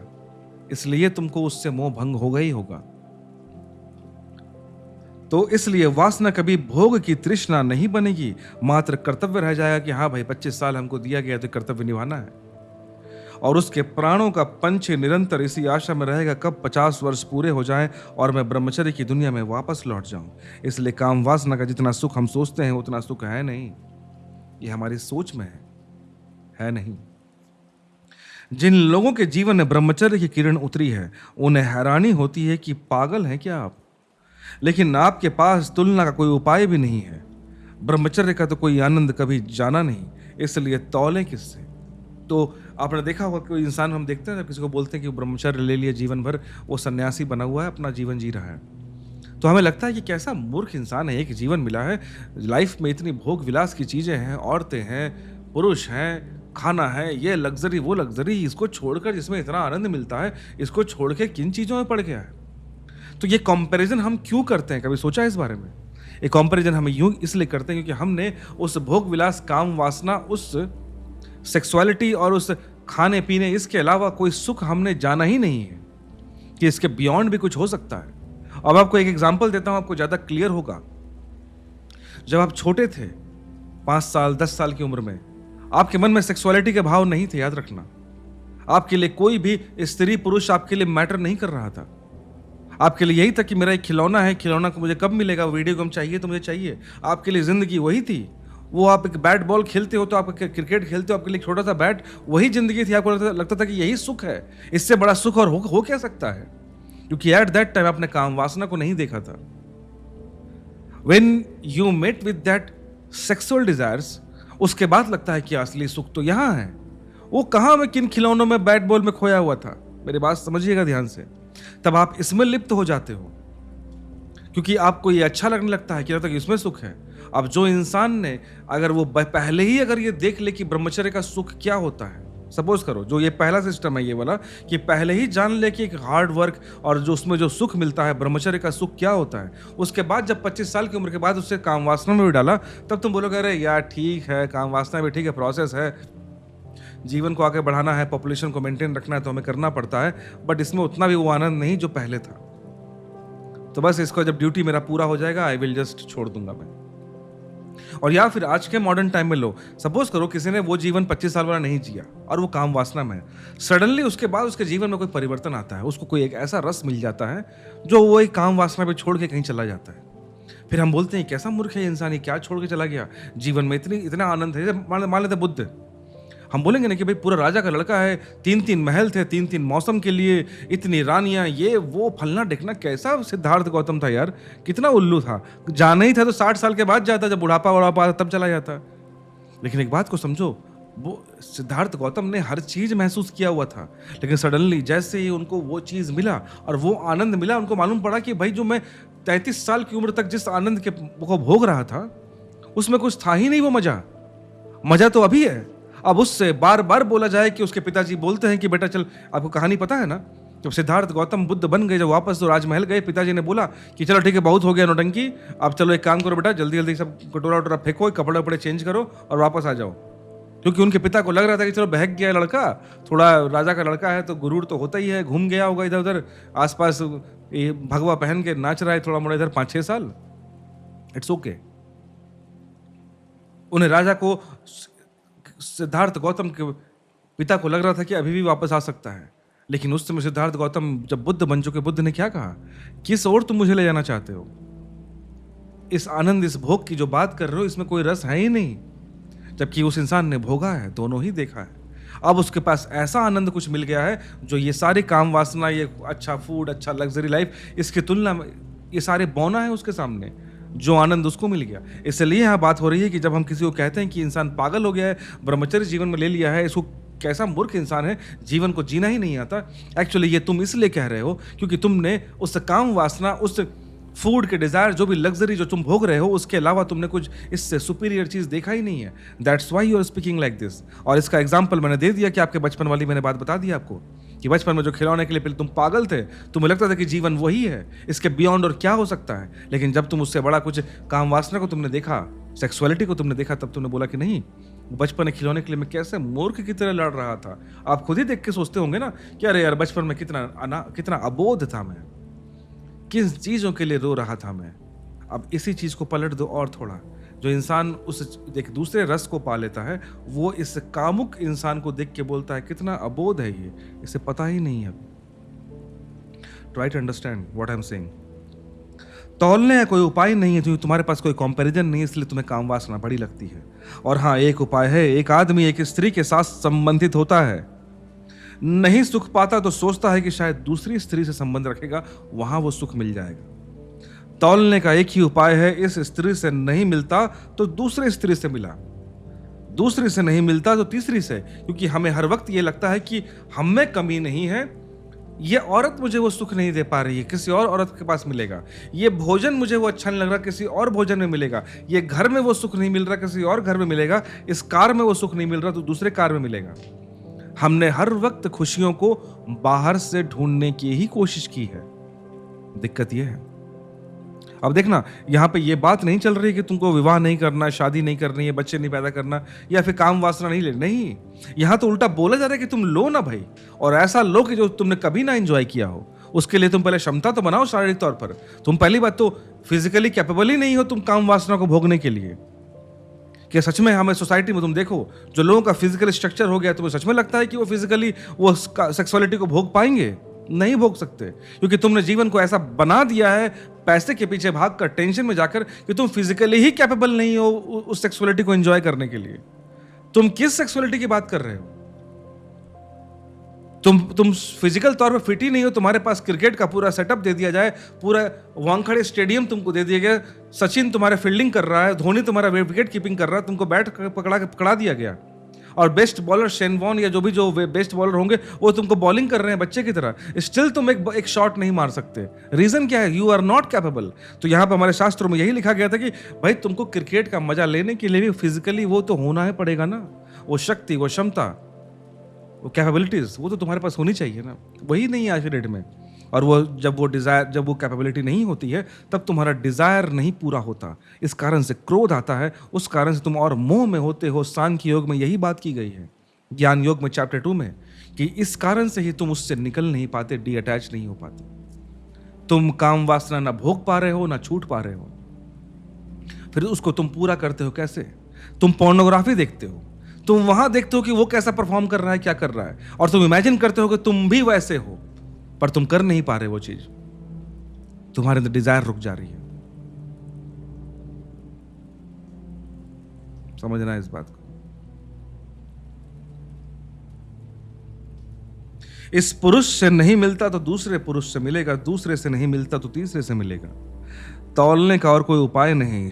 व्यक्ति बदलो तो शायद मिल जाए, हमें यह लगता है, लेकिन अवस्था बदलो तो शायद मिल जाए, इसकी हमारे मन को कोई कल्पना नहीं होती, क्योंकि और किसी अवस्था का हमें पता ही नहीं। तो ओशो यहाँ पे बहुत सुंदर बात बोलते हैं, हमें लगता है कि हम व्यक्तियां बदल देंगे। एक पत्नी में सुख नहीं तो दूसरे पत्नी के पास चले जाएंगे, 2 में नहीं तो 3 में चले जाएंगे, 3 में नहीं तो 4 में चले जाएंगे, 10 में चले जाएंगे, because we are thinking that satisfaction comes from outside. पर रियलिटी ये है कि सामने वाला इंसान बदलने से कुछ नहीं पड़ता, तुम्हारी जो मेंटल अवस्था है उसकी परिवर्तन की जरूरत है।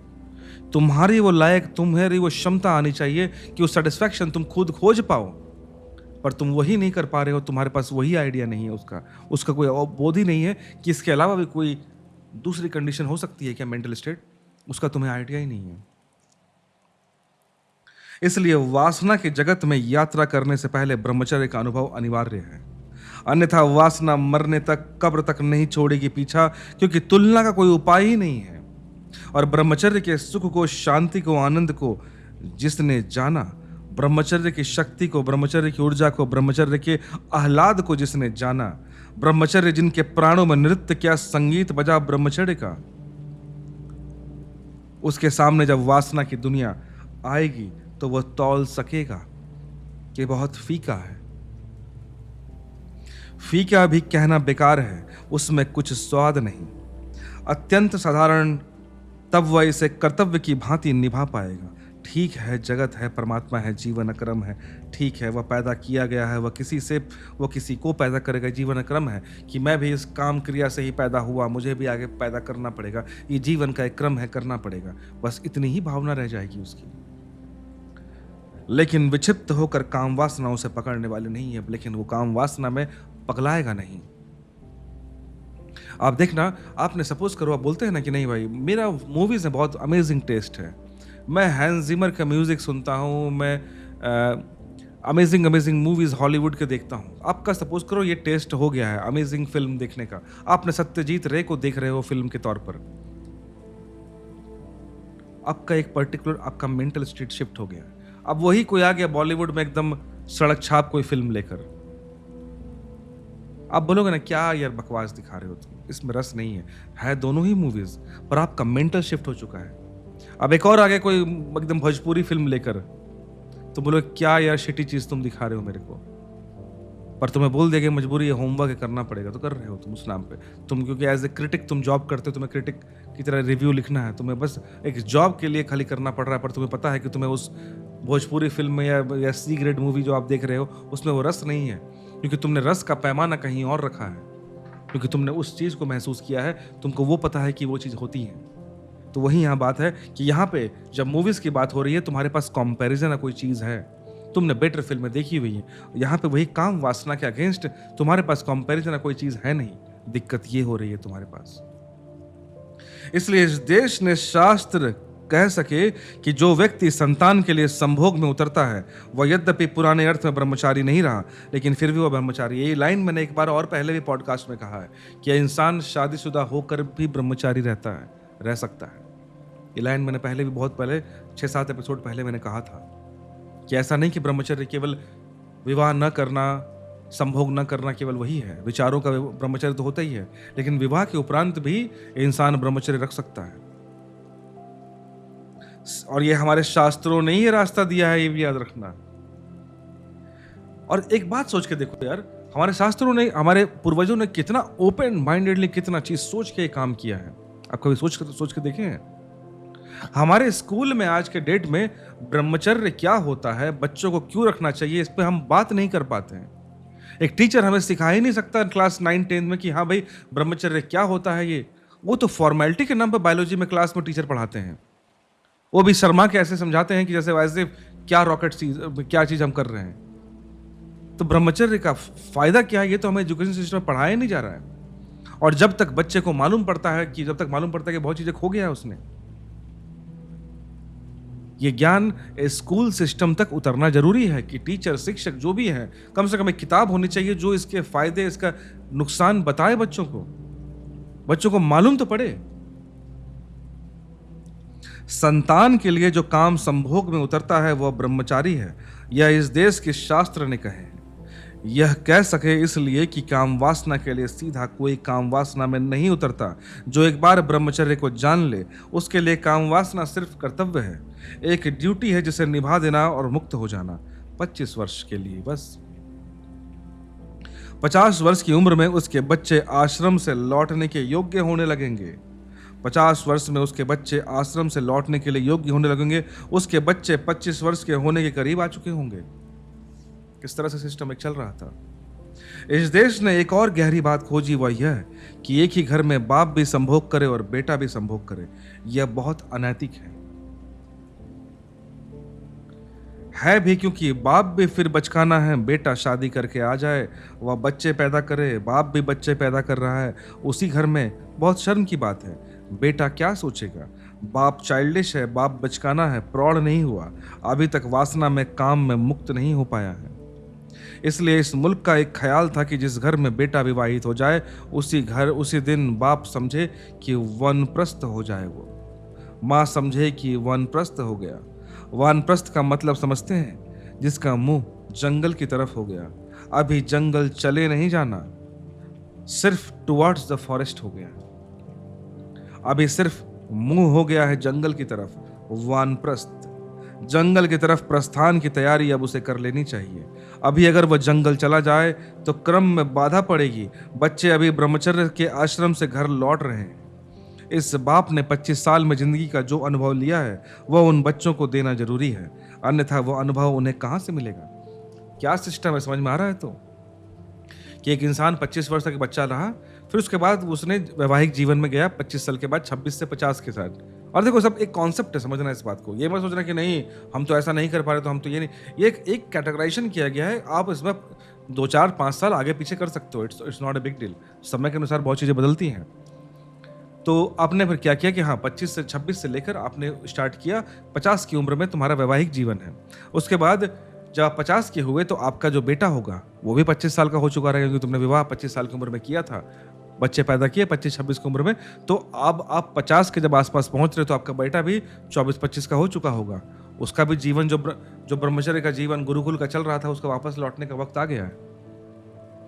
अब लेकिन जब आपका बेटा जब आया, तो या बेटा या बेटी जो भी है, वो जब वापस आया तो उसका अब शादी वगैरह वैवाहिक जीवन होगा। उस समय तुमको वन की तरफ फेस कर लेना, अर्थात अब तुमको अब ब्रह्मचर्य की ओर मूव करना है, लेकिन घर छोड़ना नहीं है। उस वक्त ब्रह्मचर्य की ओर फेस कर लेने का, वन की तरफ फेस कर लेने का मतलब है कि तुम्हारा अब दूसरा ब्रह्मचर्य चालू हो गया, कि अब तुम्हें काम वासना में नहीं, एक बाहरी जगत में देखना है कि अब कुछ रखा नहीं है।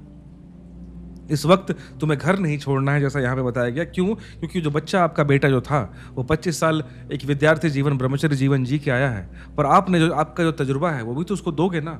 तो कब दोगे? उसके आते साथ आप अगर हम निकल जाओगे तो फिर बचेगा क्या? तो उसे तजुर्बा देना जरूरी है। इसने जिंदगी से जो जाना है वो बच्चों को संभाल देना जरूरी है।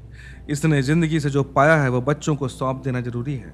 घर की, ज्ञान की, अनुभव की सारी चाबियां बच्चों को दे देनी। अब वह वानप्रस्थ हो जाएगा, बच्चों को देता जाएगा, और 75 साल की उम्र तक उसे ये काम करना है कि भाई अपने बच्चे को देते जाएं। 75 साल की उम्र में तो उसके बच्चे के बच्चे जंगल से आने शुरू हो जाएंगे, मतलब पोते। तब तक इसके बच्चे 50 साल के हो चुके होंगे। अब तो वे भी वानप्रस्थ होने के करीब आ जाएंगे। अब यह उनसे नमस्कार ले लेगा और जंगल चला जाएगा। अब वह सन्यासी हो जाएगा। वह जीवन की संध्या आ गई, संसार को देखने की यात्रा पूरी हुई। सुबह हुई, दोपहर हुई, सांझ होने लगी, सूरज लौटने चल लगा है अपने घर वापस। अब वे 25 साल इसके प्रभु स्मरण के हैं, 75 के बाद, कि अब तुम इस प्रभु स्मरण में ही शरीर त्यागने का वक्त आ गया तुम्हारा। तो ये पूरा का पूरा एक सिस्टम क्रिएट किया गया था। और बड़े मजे की बात है कि ये 25 साल ये वानप्रस्थ के बाद सन्यास के आश्रम में गया हुआ व्यक्ति ही जो बच्चे समाज से आए हैं उनके लिए गुरु का काम कर देगा। जो बच्चे 25 साल जो ब्रह्मचर्य का जीवन जीते थे, कहाँ जीते थे? किसी गुरु के पास ना, किसी आश्रम में। तो ये जो बुजुर्ग हो चुके हैं यही आश्रम चले जाते थे उधर, या जंगलों में चले जाते थे। वो शायद उन बच्चों का मार्गदर्शन या गुरु बन जाए वहां पर। जिस समाज में बूढ़े गुरु ना हो, उस समाज में गुरु होते ही नहीं। आज विद्यार्थी और गुरु के बीच 2-4 साल का भी फासला होता है, कभी कभी नहीं होता है। कभी कभी विद्यार्थी भी उम्र में ज्यादा हो जाता है। अब अगर विद्यार्थी उम्र में ज्यादा हो गुरु से, तो वे संबंध निर्मित नहीं हो सकते। जो 75 साल की जीवन की सारी अनुभूतियों को लिए आदमी के साथ छोटे बच्चों के हो सकते हैं। तो एक गैप होना जरूरी है एक गुरु और शिष्य के बीच में, क्योंकि एक अनुभव का अंतर होता है। ऐसा ना हो कि स्टूडेंट ये बोल दे टीचर को कि भाई तुम भी तो वही जीवन जी रहे हो जो मैं जी रहा हूँ, ये लाइफ यही चल रही है एट द मोमेंट। एक तजुर्बे का अंतर आ जाएगा वहां पर, और ये सही है। हो सकता है आपके पास बहुत ज्ञान है, आप टीचर बन सकते हो, लेकिन तजुर्बे का फर्क एक आ जाती है। तजुर्बा कहाँ से लाओ? जीवन का शिखर था वह आदमी, उसके रोए रोए में जीवन अपनी छाप छोड़ गया, उसके श्वास श्वास में जीवन अपना अनुभव छोड़ गया, उसके धड़कन धड़कन में जीवन सारी संपत्ति छोड़ गया, उसके चेहरे की झुर्री झुर्री में जीवन की प्रौढ़ता, जीवन का सब कुछ छिपा है। किसमें? एक बार इंसान वो 75 साल कंप्लीट करने के बाद जब आगे बढ़ता है। जब छोटे बच्चे जंगल आते और इस 75 साल, 80 साल, 100 साल के बूढ़े के पास बैठते, तो स्वाभाविक था कि उनके मन में आदर और पूज्य का भाव उठता। न इस आदमी में कोई वासना होती, निर्वासना हो जाता। वह पूज्य मालूम पड़ता, वह भगवान मालूम पड़ने लगता। तो अगर ये बच्चे कह सके कि गुरु ब्रह्मा, तो आज के गुरु को नहीं कहा जा सकता, क्योंकि यह बिल्कुल परमात्मा जैसा ही लगता है, जिसमें वासना विलीन हो गई हो, जिसकी कोई इच्छा न रही, जिसको चीजों पर कोई मोह न रहा, घटनाएं कुछ भी घट जाएं जो उसको एक सा ही लगने लगे, जिसका चित्त अनासक्त हो चुका हो, जो सब कुछ छोड़ चुका हो, सब बचे तो न बचे, सब बराबर हो गया। ऐसे जीवन के शिखर पर बैठे हुए वृद्ध के पास अगर बच्चे अनुभव करते हैं कि वह परमात्मा है, तो आश्चर्य नहीं है। अब ये जो बात आपने बोली गई, इस चीज को समझे आप। इसमें क्या बोल रहे हो ओशो कि एक बार जब वो इंसान 75 साल की उम्र के बाद जब वो वनवास निकलता है और किसी कुटिया में जाके अपने जंगल में अपना जीवन जीता था, और उस वक्त जब वो एक गुरु की तरह अपना रोल निभाता था, और वहां पे कोई बच्चा आया कुछ सीखने के लिए, तब उस अनासक्त इंसान को देखकर, जिसने सारे चीजों को त्याग दिया, कुछ बचा नहीं, हर तजुर्बा भी लिया जीवन में और अंत में हर कुछ त्याग दिया, ये मानते हुए कि जो मेरा था वो मेरा था ही नहीं कभी, मुझे मिला, मैंने यूज किया, भोगा, फिर उसको त्याग दिया, वक्त आया वो चला गया। इस थॉट के साथ कोई इंसान 70, 80, 90 साल का कोई इंसान तुम्हारे सामने बैठा हो, जिसने हर कुछ त्याग दिया, जबकि उसका घर अभी भी है जिसमें वो रहा था, उसके बच्चे और पोते नाती सब हैं, फिर भी वो सब कुछ छोड़ के आ गया। इसका मतलब उसके अंदर वो परमात्मा का बोध तो आया ही है, कुछ तो उसके अंदर एक अलग आया है जो उससे पहले नहीं था उसके पास। तो उसको अगर ब्रह्मा कह दिया जाए, गुरु ब्रह्मा गुरु विष्णु जो बात चलती है, तो उसमें कोई अतिशयोक्ति नहीं होगा, कोई एग्जैगरेशन नहीं है। लेकिन आज का गुरु सोचने की उसे परमात्मा माने तो वो पागल हो जाए। उसे परमात्मा मानने का कारण ही नहीं रहा, सारी बुनियाद गिर गई और हम कह सकते हैं कि गुरु होने के योग्य ही वही हुआ जो सारे जीवन को जानकर आ गया, अन्यथा गुरु नहीं हो सकता था। गुरु बनने के लिए बहुत जरूरी है कि आपने जीवन को जिया है, आपने जीवन को देखा है, जीवन के सारे रस को भोगा है, आपको अंदाजा है कि क्या सत्य है क्या गलत है, आपने हर ऊंचाइयों को, आपने हर गहराइयों को छुआ है, समझा है, उसके बाद उससे निकल के आए, तभी तुम्हें गुरु बनने के लायक हो। तुम मेरा मार्गदर्शन किस बुनियाद पे करते हो जब तुमने ही नहीं जाना, तुमने ही नहीं देखा। वह सिर्फ इंफॉर्मेटिव है, आपके पास ज्ञान हो सकता है, इंफॉर्मेशन हो सकता है, तुमने किसी और से सुना, तुमने मुझे बोल दिया, मैंने सुना, मैंने किसी और को बोल दिया। This things are information. आपका पर्सनल तजुर्बा कहाँ है भाई? उसके पास कुछ सूचनाएं हैं जो विद्यार्थियों के पास नहीं है, लेकिन जहां तक जीवन का एग्जिस्टेंस का, अस्तित्व का संबंध है, उसमें और विद्यार्थी में कोई बुनियादी फर्क नहीं, दोनों ही सेम जीवन जी के चल रहे हैं। इसलिए आज के डेट में इसलिए दो शब्द हैं, एक शिक्षक और एक गुरु। गुरु हर शिक्षक गुरु नहीं होता, याद रखना, हर टीचर गुरु नहीं है, ये एक डिफरेंस है। शिक्षक शिक्षा देता है, गुरु जीवन देता है, हमें मार्गदर्शन देता है।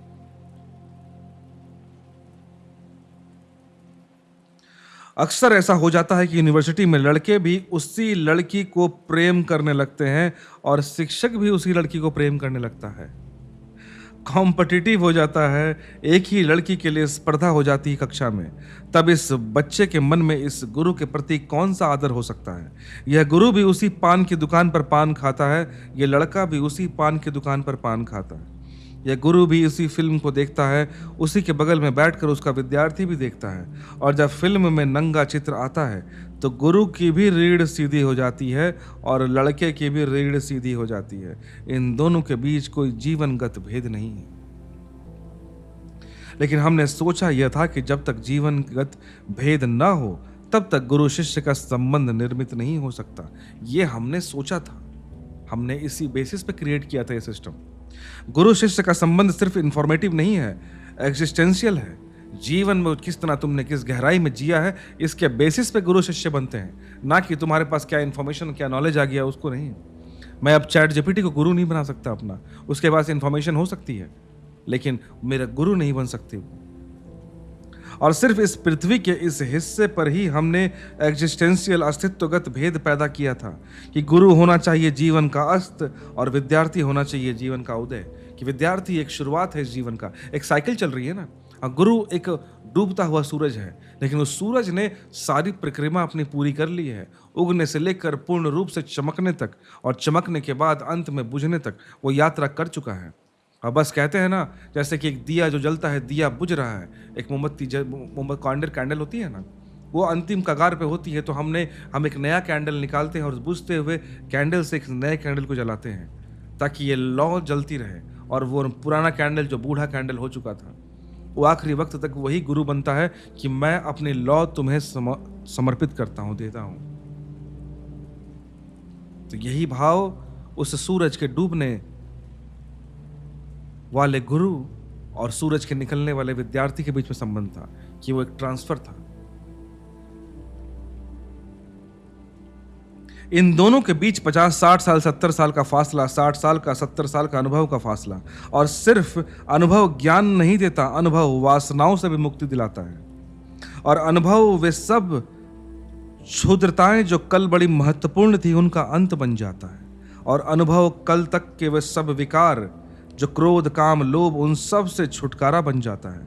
और जब ऐसे व्यक्ति के पास बच्चे इकट्ठे होते हैं तो वे जीवन का दान लेकर वापस लौटते हैं, चिर ऋणी होकर वापस लौटते हैं। वह चौथा आश्रम सन्यास का आश्रम था। शास्त्र सम्मत ऐसे जीवन के क्रम की व्यवस्था थी कि शास्त्रों में ऐसा जीवन क्रम दिया गया कि जो नए 25 साल तक के जो ब्रह्मचर्य जीवन में जो जीने वाले, प्रवेश करने वाले बच्चे होंगे, उनका मार्गदर्शन, उनको गुरु की जो कहते हैं ना कि मार्गदर्शन जो भी है, वो एक अंतिम घड़ी में पहुंचा हुआ इंसान, जो अनुभव के अंतिम कगार पे पहुंचा हुआ है, वही उसका मार्गदर्शन करे, जिसने जीवन को जिया है, जिसने उस ब्रह्मचर्य काल को भी जिया, सांसारिक वैवाहिक जीवन को भी जिया, जिसने वानप्रस्थ जीवन को भी जिया, और अंत में अब सन्यास जीवन को भी जी रहा है। वही लायक है उस चीज को, उन बच्चों को मार्गदर्शन देने का। कृष्ण कहते हैं अर्जुन से, जो इस भांति शास्त्र सम्मत जीवन की क्रम व्यवस्था में प्रवेश करता है, अनुकूल जीवन से बहता है, वह इंद्रियों के सुख को तो उपलब्ध हो ही जाता है, अंततः आत्मा के आनंद को भी उपलब्ध हो जाता है। और इस जीवन क्रम में प्रवाहित होकर अंत में वह ऐसी जगह पहुंच जाता है जब करने को और न करने में कोई फर्क नहीं बचता। अर्जुन, उस वक्त तुम्हें मालूम पड़ता है कि तुमने क्या ही किया और क्या नहीं किया, कोई फर्क नहीं, हर चीज सेम है।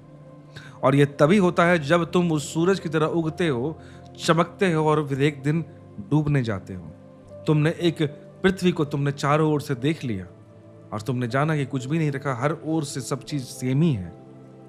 तो कृष्ण ने जब अर्जुन से यह बात कही कि शास्त्र संगत जो कर्म व्यवस्था है, अगर तुमने उसको पूर्ण रूप से ईमानदारी से जिया है, तब तुम्हें अंत मालूम पड़ेगा कि तुमने कुछ किया या न किया, कोई मैटर करता ही नहीं।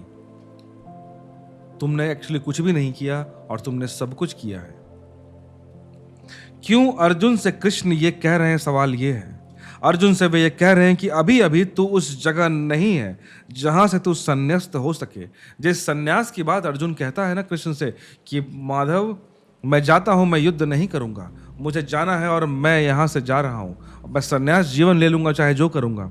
तो कृष्ण ने इसलिए कहा कि जिस संन्यास जीवन की तूने जो बातें की थी, अभी तू उसके लायक नहीं हुआ, तूने उसके बीच स्टेज पार कर रहा है, अभी तू वहां नहीं पहुंचा, अभी तो उस जगह नहीं है जहां से सन्यास फलित हो सके, अभी तो उस जगह नहीं है जीवन के क्रम में जहां से तू मुक्त हो सके कर्म से, अभी तुझे करने को और न करने को समानता नहीं हो गई है, अभी तुझे तेरे लिए करना न करना में अंतर है। समझो बात को, करना न करना में जब फर्क न बचे तब तुम उस लेवल पे पहुंचे हो, लेकिन अभी तुम उस लेवल पे पहुंचे नहीं हो अर्जुन। तुम्हारे लिए करना और न करना दोनों डिफरेंट चीजें हैं। एक तरफ तुम बोलते हो मैं युद्ध करने आया हूं, एक तरफ तुम दूसरे पल बोलते हो मैं युद्ध नहीं करूंगा। ये दोनों ही चीज तुम्हारे लिए डिफरेंट है, इसलिए तुम अभी लायक नहीं हुए हो, क्योंकि तुम अभी भी चॉइसेस ले रहे हो। तुम उस परमात्मा के अनुभव में पहुंचे नहीं हो जहां पर तुम ये मालूम पड़े कि तुम ना कुछ कर रहे हो और ना तुम कुछ नहीं कर रहे हो। तुम उस चेतना में तक पहुंचे नहीं हो कि तुम सिर्फ एक माध्यम की तरह अपने आप को देख सको। अगर तू अगर न करने को चुनेगा तो भी चुनेगा ही, वह तेरी चॉइस होगी। लेकिन एक ऐसी घड़ी भी आएगी जीवन की प्रवाह में जब करना और न करना बराबर हो जाएगा, चुनाव नहीं होगा, चॉइसलेस हो जाएगा, चुनाव रहित हो जाएगा। यही अभी मैंने कहा कुछ देर पहले कि अभी अर्जुन अभी भी चॉइसेस ले रहा है, और जब तक चॉइसेस हैं इसका मतलब डिजायर्स हैं। समझना बात को। And the time till the time you have desires, तब तक वो अहंकार तेरे अंदर सीमित है और तू जिस सन्यास की बात कर रहा है, तू इस चित्त के साथ वहां नहीं जा सकता। वो किसी योग्य तेरे लिए किसी काम का नहीं होगा। उस सन्यास में भी तू भोग में ही डूबा रहेगा, उल्टा और विक्षिप्त हो जाएगा, पागल हो जाएगा वहां पर। क्योंकि सन्यास उसी के लिए है जो इस करने न करने चॉइसेस से तो दूर हो गया है, जिसका अहंकार मर चुका है, जिसके पास अब कुछ भी नहीं बचा कि उस जीवन में क्या पाना क्या नहीं पाया, क्या पाना चाहिए क्या नहीं पाना चाहिए, क्या करना क्या नहीं करना, उसके लिए अब कोई मैटर नहीं करता। जो हुआ सो हो गया, खत्म। अब उसके कोई चॉइसेस नहीं बचे, और चॉइसेस जब नहीं बचते अर्थात उसका मन शांत हो गया। मन शांत होना मतलब अहंकार शांत हो गया है। वही लायक है उस सन्यास जीवन जीने का, वही लायक है उस गुरु के पदवी को पाने का। और अर्जुन, तू अभी उस जगह पहुंचा नहीं है। तू उस क्रम को तोड़ना चाह रहा है। किस क्रम को? तू डायरेक्ट सन्यास में घुसना चाह रहा है। उससे पहले जो तेरा कर्म का जो एरिया है, तू उसे पूरा किए बिना जो कूदने की कोशिश कर रहा है, तू इसमें फंस जाएगा। तो कृष्ण उससे कह रहे हैं कि पहले उन्होंने जोड़ दिया था कि तू क्षत्रिय है, वह इस मुल्क के द्वारा खोजे गए विज्ञान का एक हिस्सा था, वो वर्ण था। अब वे कह रहे हैं दूसरे विज्ञान के हिस्से पर जोर दे रहे हैं, आश्रम। वर्णाश्रम मनुष्य के जीवन के संबंध में इस मुल्क का बड़ा से बड़ा कंट्रीब्यूशन है। बड़ा से बड़ा दान जो हम जगत को दे सकते हैं वह है वर्ण और आश्रम की धारणा। और ये जो वर्ण मतलब जात पात नहीं है दोस्त, याद रखना। और आश्रम मतलब बाबा संत बन जाना, वो नहीं है। ये दोनों ही एक बहुत साइंटिफिक साइकोलॉजिकल कॉन्सेप्ट है। अगर आप इसको डीपली देखोगे तो आपको समझ में आएगा कि यस, इससे पावर है and this is quite practical. अब वे दूसरी बात कह रहे हैं। अब वे ये कह रहे हैं कि अगर तू शास्त्र सम्मत, इसका यह मतलब नहीं कि वेद में लिखा है इसलिए। इसका कुल मतलब इतना ही है कि उस दिन तक जितने भी समझदार लोग हुए थे, क्योंकि जिस समय कृष्ण बात कर रहे हैं उस समय शायद मुझे नहीं मालूम वेद की कितनी बातें उस समय कही जा चुकी हैं, बोली जा चुकी हैं, लेकिन उस समय तक जो मौजूद ज्ञान है उसकी बात कृष्ण कहते हैं शास्त्र सम्मत अर्थात ज्ञान सम्मत। तो कृष्ण कहते हैं इसका कुल मतलब इतना ही है कि उस दिन तक जितने भी समझदार लोग हुए थे सब ने यही कहा, इसलिए सब ने निरपवाद रूप से यही कहा, इसलिए कृष्ण कह रहे हैं जो भी जाना गया है वह इसकी सहमति देती है कि तू ऐसे जीवन के साथ बह, और एक दिन वह घड़ी आएगी जिस दिन करना और न करना बराबर हो जाएगा तेरे लिए। करना न करना बराबर होने का मतलब है कि तू उस दिन कर्ता के भाव से निकल चुका रहेगा। तेरे अंदर से यह भाव निकल जाएगा कि तू कुछ था जो कर रहा था, तू कुछ था जो नहीं कर रहा था। ये दोनों ही चीज तेरे लाइफ से खत्म हो जाएंगे। डिजायर्स खत्म हो जाएंगे। वो तेरी जो मन है, मन शांत होगा, और वो अहंकार जो ईगो है वो शांत होना शुरू होगा। वो तेरे अंदर कंट्रोल में आ जाएगा, वश में आ जाएगा। लेकिन उसे आने दे, उसके लिए दौड़ धूप मत कर। उस चेतना के लिए भाग कर उसे नहीं पाया जा सकता। जिंदगी से बचकर तू उसे नहीं ला सकता। जिंदगी में उतर गहरा और जिंदगी को ही तुझे पार निकालने दे। जिंदगी ही तुझे पार ले जाएगी। कब की बात चल रही है? जब तुम कर्म योग में ही रहते हो ना। याद रखना, कृष्ण ने जब चैप्टर 2 एक्सप्लेन किए तब तो ये बातें नहीं की थी कि जीवन तुझे वहां तक ले जाएगा। उस समय बातें थी कि तू अर्जुन ये बात समझ ले और ये हो गया, तेरे को वहां पहुंच गया। वो थी अंदर की यात्रा। अंदर की यात्रा जो है वो जीवन के क्रम के अनुसार नहीं चलती दोस्त। इसलिए कृष्ण ने वहां पर ये बातें नहीं की। जब कर्म की बात कह रहे हैं तो कर्म हमारा जीवन, संसार जो भौगोलिक जीवन है, भौतिक जीवन है, उस पर डिपेंडेंट ही हमारे कर्म होते हैं। कर्म का मतलब सिर्फ ये नहीं कि तुम कितना कोडिंग कर रहे हो कंप्यूटर पे लेके, या कितने तुम फैक्ट्री चला रहे हो, क्या कर रहे हो, वो कर्म केवल नहीं है। कर्म हर कुछ है। श्वास लेने से लेके प्रजनन करने तक, सेक्सुअलिटी से लेके खाने खाने तक, पति पत्नी माँ बाप की सेवा करने से लेके बाहर बिजनेस करने से जॉब करने तक, हर कुछ, सब कुछ कर्म में ही आता है। परंतु जब तुम कर्म के रास्ते से जाते हो तब उसका एक प्रोसेस है, क्योंकि तुमने जीवन को जीते हुए जीवन के अनुसार उस रास्ते को चूज किया है। तो जीवन का एक सीक्वेंस है, वो उस अकॉर्डिंग ही अपने आप को सेटिस्फाई करते हुए जाएगा। उसके अकॉर्डिंग ही तुम हर चीज में तुम ब्रह्म को देखने की कोशिश करोगी। वो वक्त आएगा। यह हो सकता है कि क्रम वही होगा, किसी का हो जाएगा कि वो 10 साल में हो जाए वो क्रम पूरा, किसी का 50 साल में। That is different thing. वो आपके स्पीड पे डिपेंड करता है, लेकिन वो क्रम, वो सीक्वेंस जरूरी है। पानी का एक नियम है, और फिर हम दूसरा सूत्र लेते हैं। अगर कभी आप पानी में गिर जाएं और तैरना ना जानते हो, या तैरना जानते हो और कभी पानी के भंवर में पड़ जाएं, उसमें आप फंस गए हो, तो कृष्ण के इस सूत्र को याद रखना। यह जीवन के भंवर का सूत्र नदी के भंवर में भी काम आएगा। अगर नदी के भंवर में फंस गए तो हम साधारणतः क्या करते हैं? लड़ेंगे भंवर से। भंवर समझ रहे हो, जो घूमता है ना पानी में से गोल गोल गोल गोल, उसमें अगर तुम पड़ जाओगे ना, तुम्हारे जितना भी छटपटाओ कोई फर्क नहीं पड़ता, वो तुमको अंदर ही ले जाएगा। लड़ेंगे कि डूबेंगे? लड़े कि डूबे, तुम भंवर से लड़ नहीं सकते, क्योंकि जितने जोर से भंवर से आप लड़ेंगे आपकी शक्ति कम होती जाएगी, भंवर की कम नहीं होगी। और जितनी आपकी कमज़ोर शक्ति होती जाएगी, भँवर की ताकत उतनी ज़्यादा होती जाएगी तुलनात्मक तौर पर रिलेटिवली, क्योंकि वो भँवर तो कम नहीं हो रहा।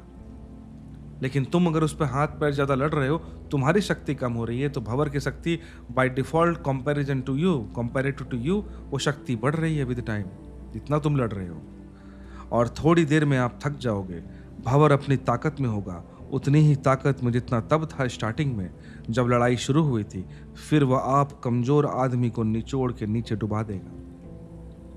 इसलिए जो लोग तैरने का शास्त्र जानते हैं वे कहते हैं, अगर भँवर में फंस जाओ तो लड़ना मत, अपनी तरफ से भँवर में डूब जाना, भँवर के साथ ही डूब जाना। भँवर के साथ खूबी यह है कि भँवर नदी की सतह पर होता है, नीचे छोटा सा हो जाता है। भँवर आपने देखा है कैसा होता है रियल में? नहीं देखा है तो घर में बना लेना भँवर को। एक गिलास पानी लेना और उसमें थोड़ा सा कुछ चीनी या मतलब चीनी नमक ऐसे मिलाने के लिए बोल रहा हूँ, इसको घोलते हैं ना ऐसे चम्मच से, स्टीयरिंग इसको बोलते हैं, और बहुत तेज से घुमाते चले जाना। वो जो एक साइक्लोन आपको दिखना शुरू होगा, ऊपर एक बड़ा मुंह होगा और नीचे छोटा होते जाता है, देखा है आपने? ऐसे भंवर ऐसे करते ऐसा भंवर बनते जाता है, और ये ग्लास है, यही भंवर है। तो वो भंवर का एक नियम है कि वो हमेशा नीचे छोटा होते जाएगा, कमजोर होते जाएगा। इसलिए तुम देखना, मैंने चीनी इसलिए बोला, अब तुम इसके ऊपर चीनी डालोगे ना, जो भी ऊपर, तो ऊपर जो भी पड़ेगा ना तुरंत बहुत तेज घूमने लगेगा, लेकिन तुम वो नीचे देखिएगा, नीचे वो नॉर्मल होने लगता है, नीचे स्पीड नॉर्मल होने लगती है उसकी। यहाँ पे वही बात चल रही है।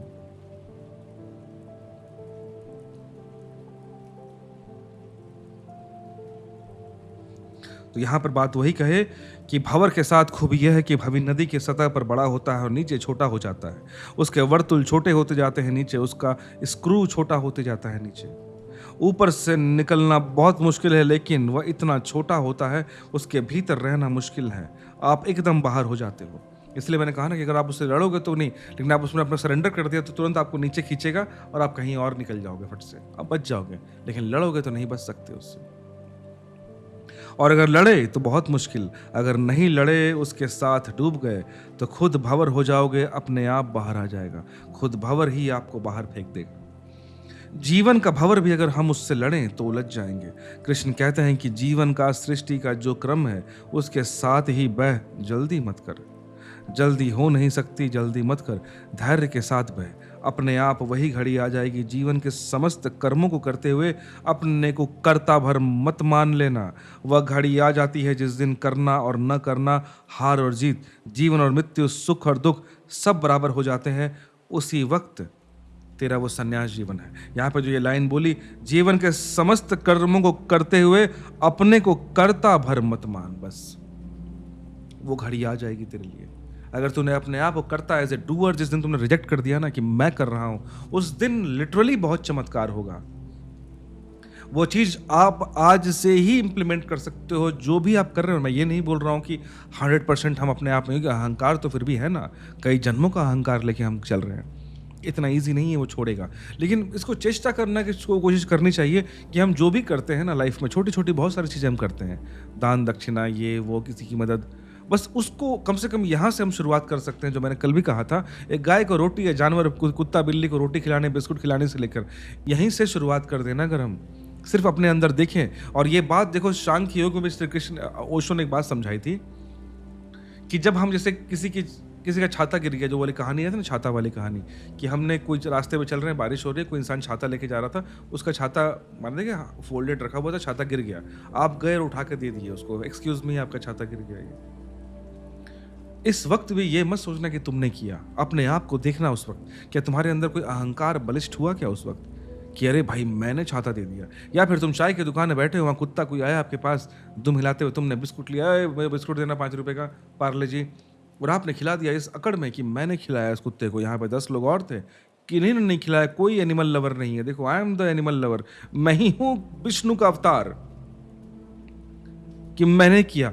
अपने मन में एक बार झांक के देखना उस वक्त कि कहीं वो ख्याल तो नहीं आ रहा, या फिर कम से कम वो ख्याल आए तो अपने आप को रिमाइंड करवाना कि नहीं, इस प्रकृति ने, इस संसार ने, सृष्टि में जिसको तुम मानते हो, भगवान, अल्लाह, खुदा, जिसको जो बोलते हो, उसने उस जानवर को भेजा तुम्हारे पास इस उम्मीद में कि उसका एक और बच्चा है जो उस वक्त चाय पी रहा है, और अपने दूसरे भूखे बच्चे को भेजा आपके पास कि चलो भाई तो याद रखना, उस वक्त अपने मन में झांकना और ये देखना कि कोई जिसको भी तुम मानते हो उसने वही तुम्हारे हाथों वो करवा रहा है।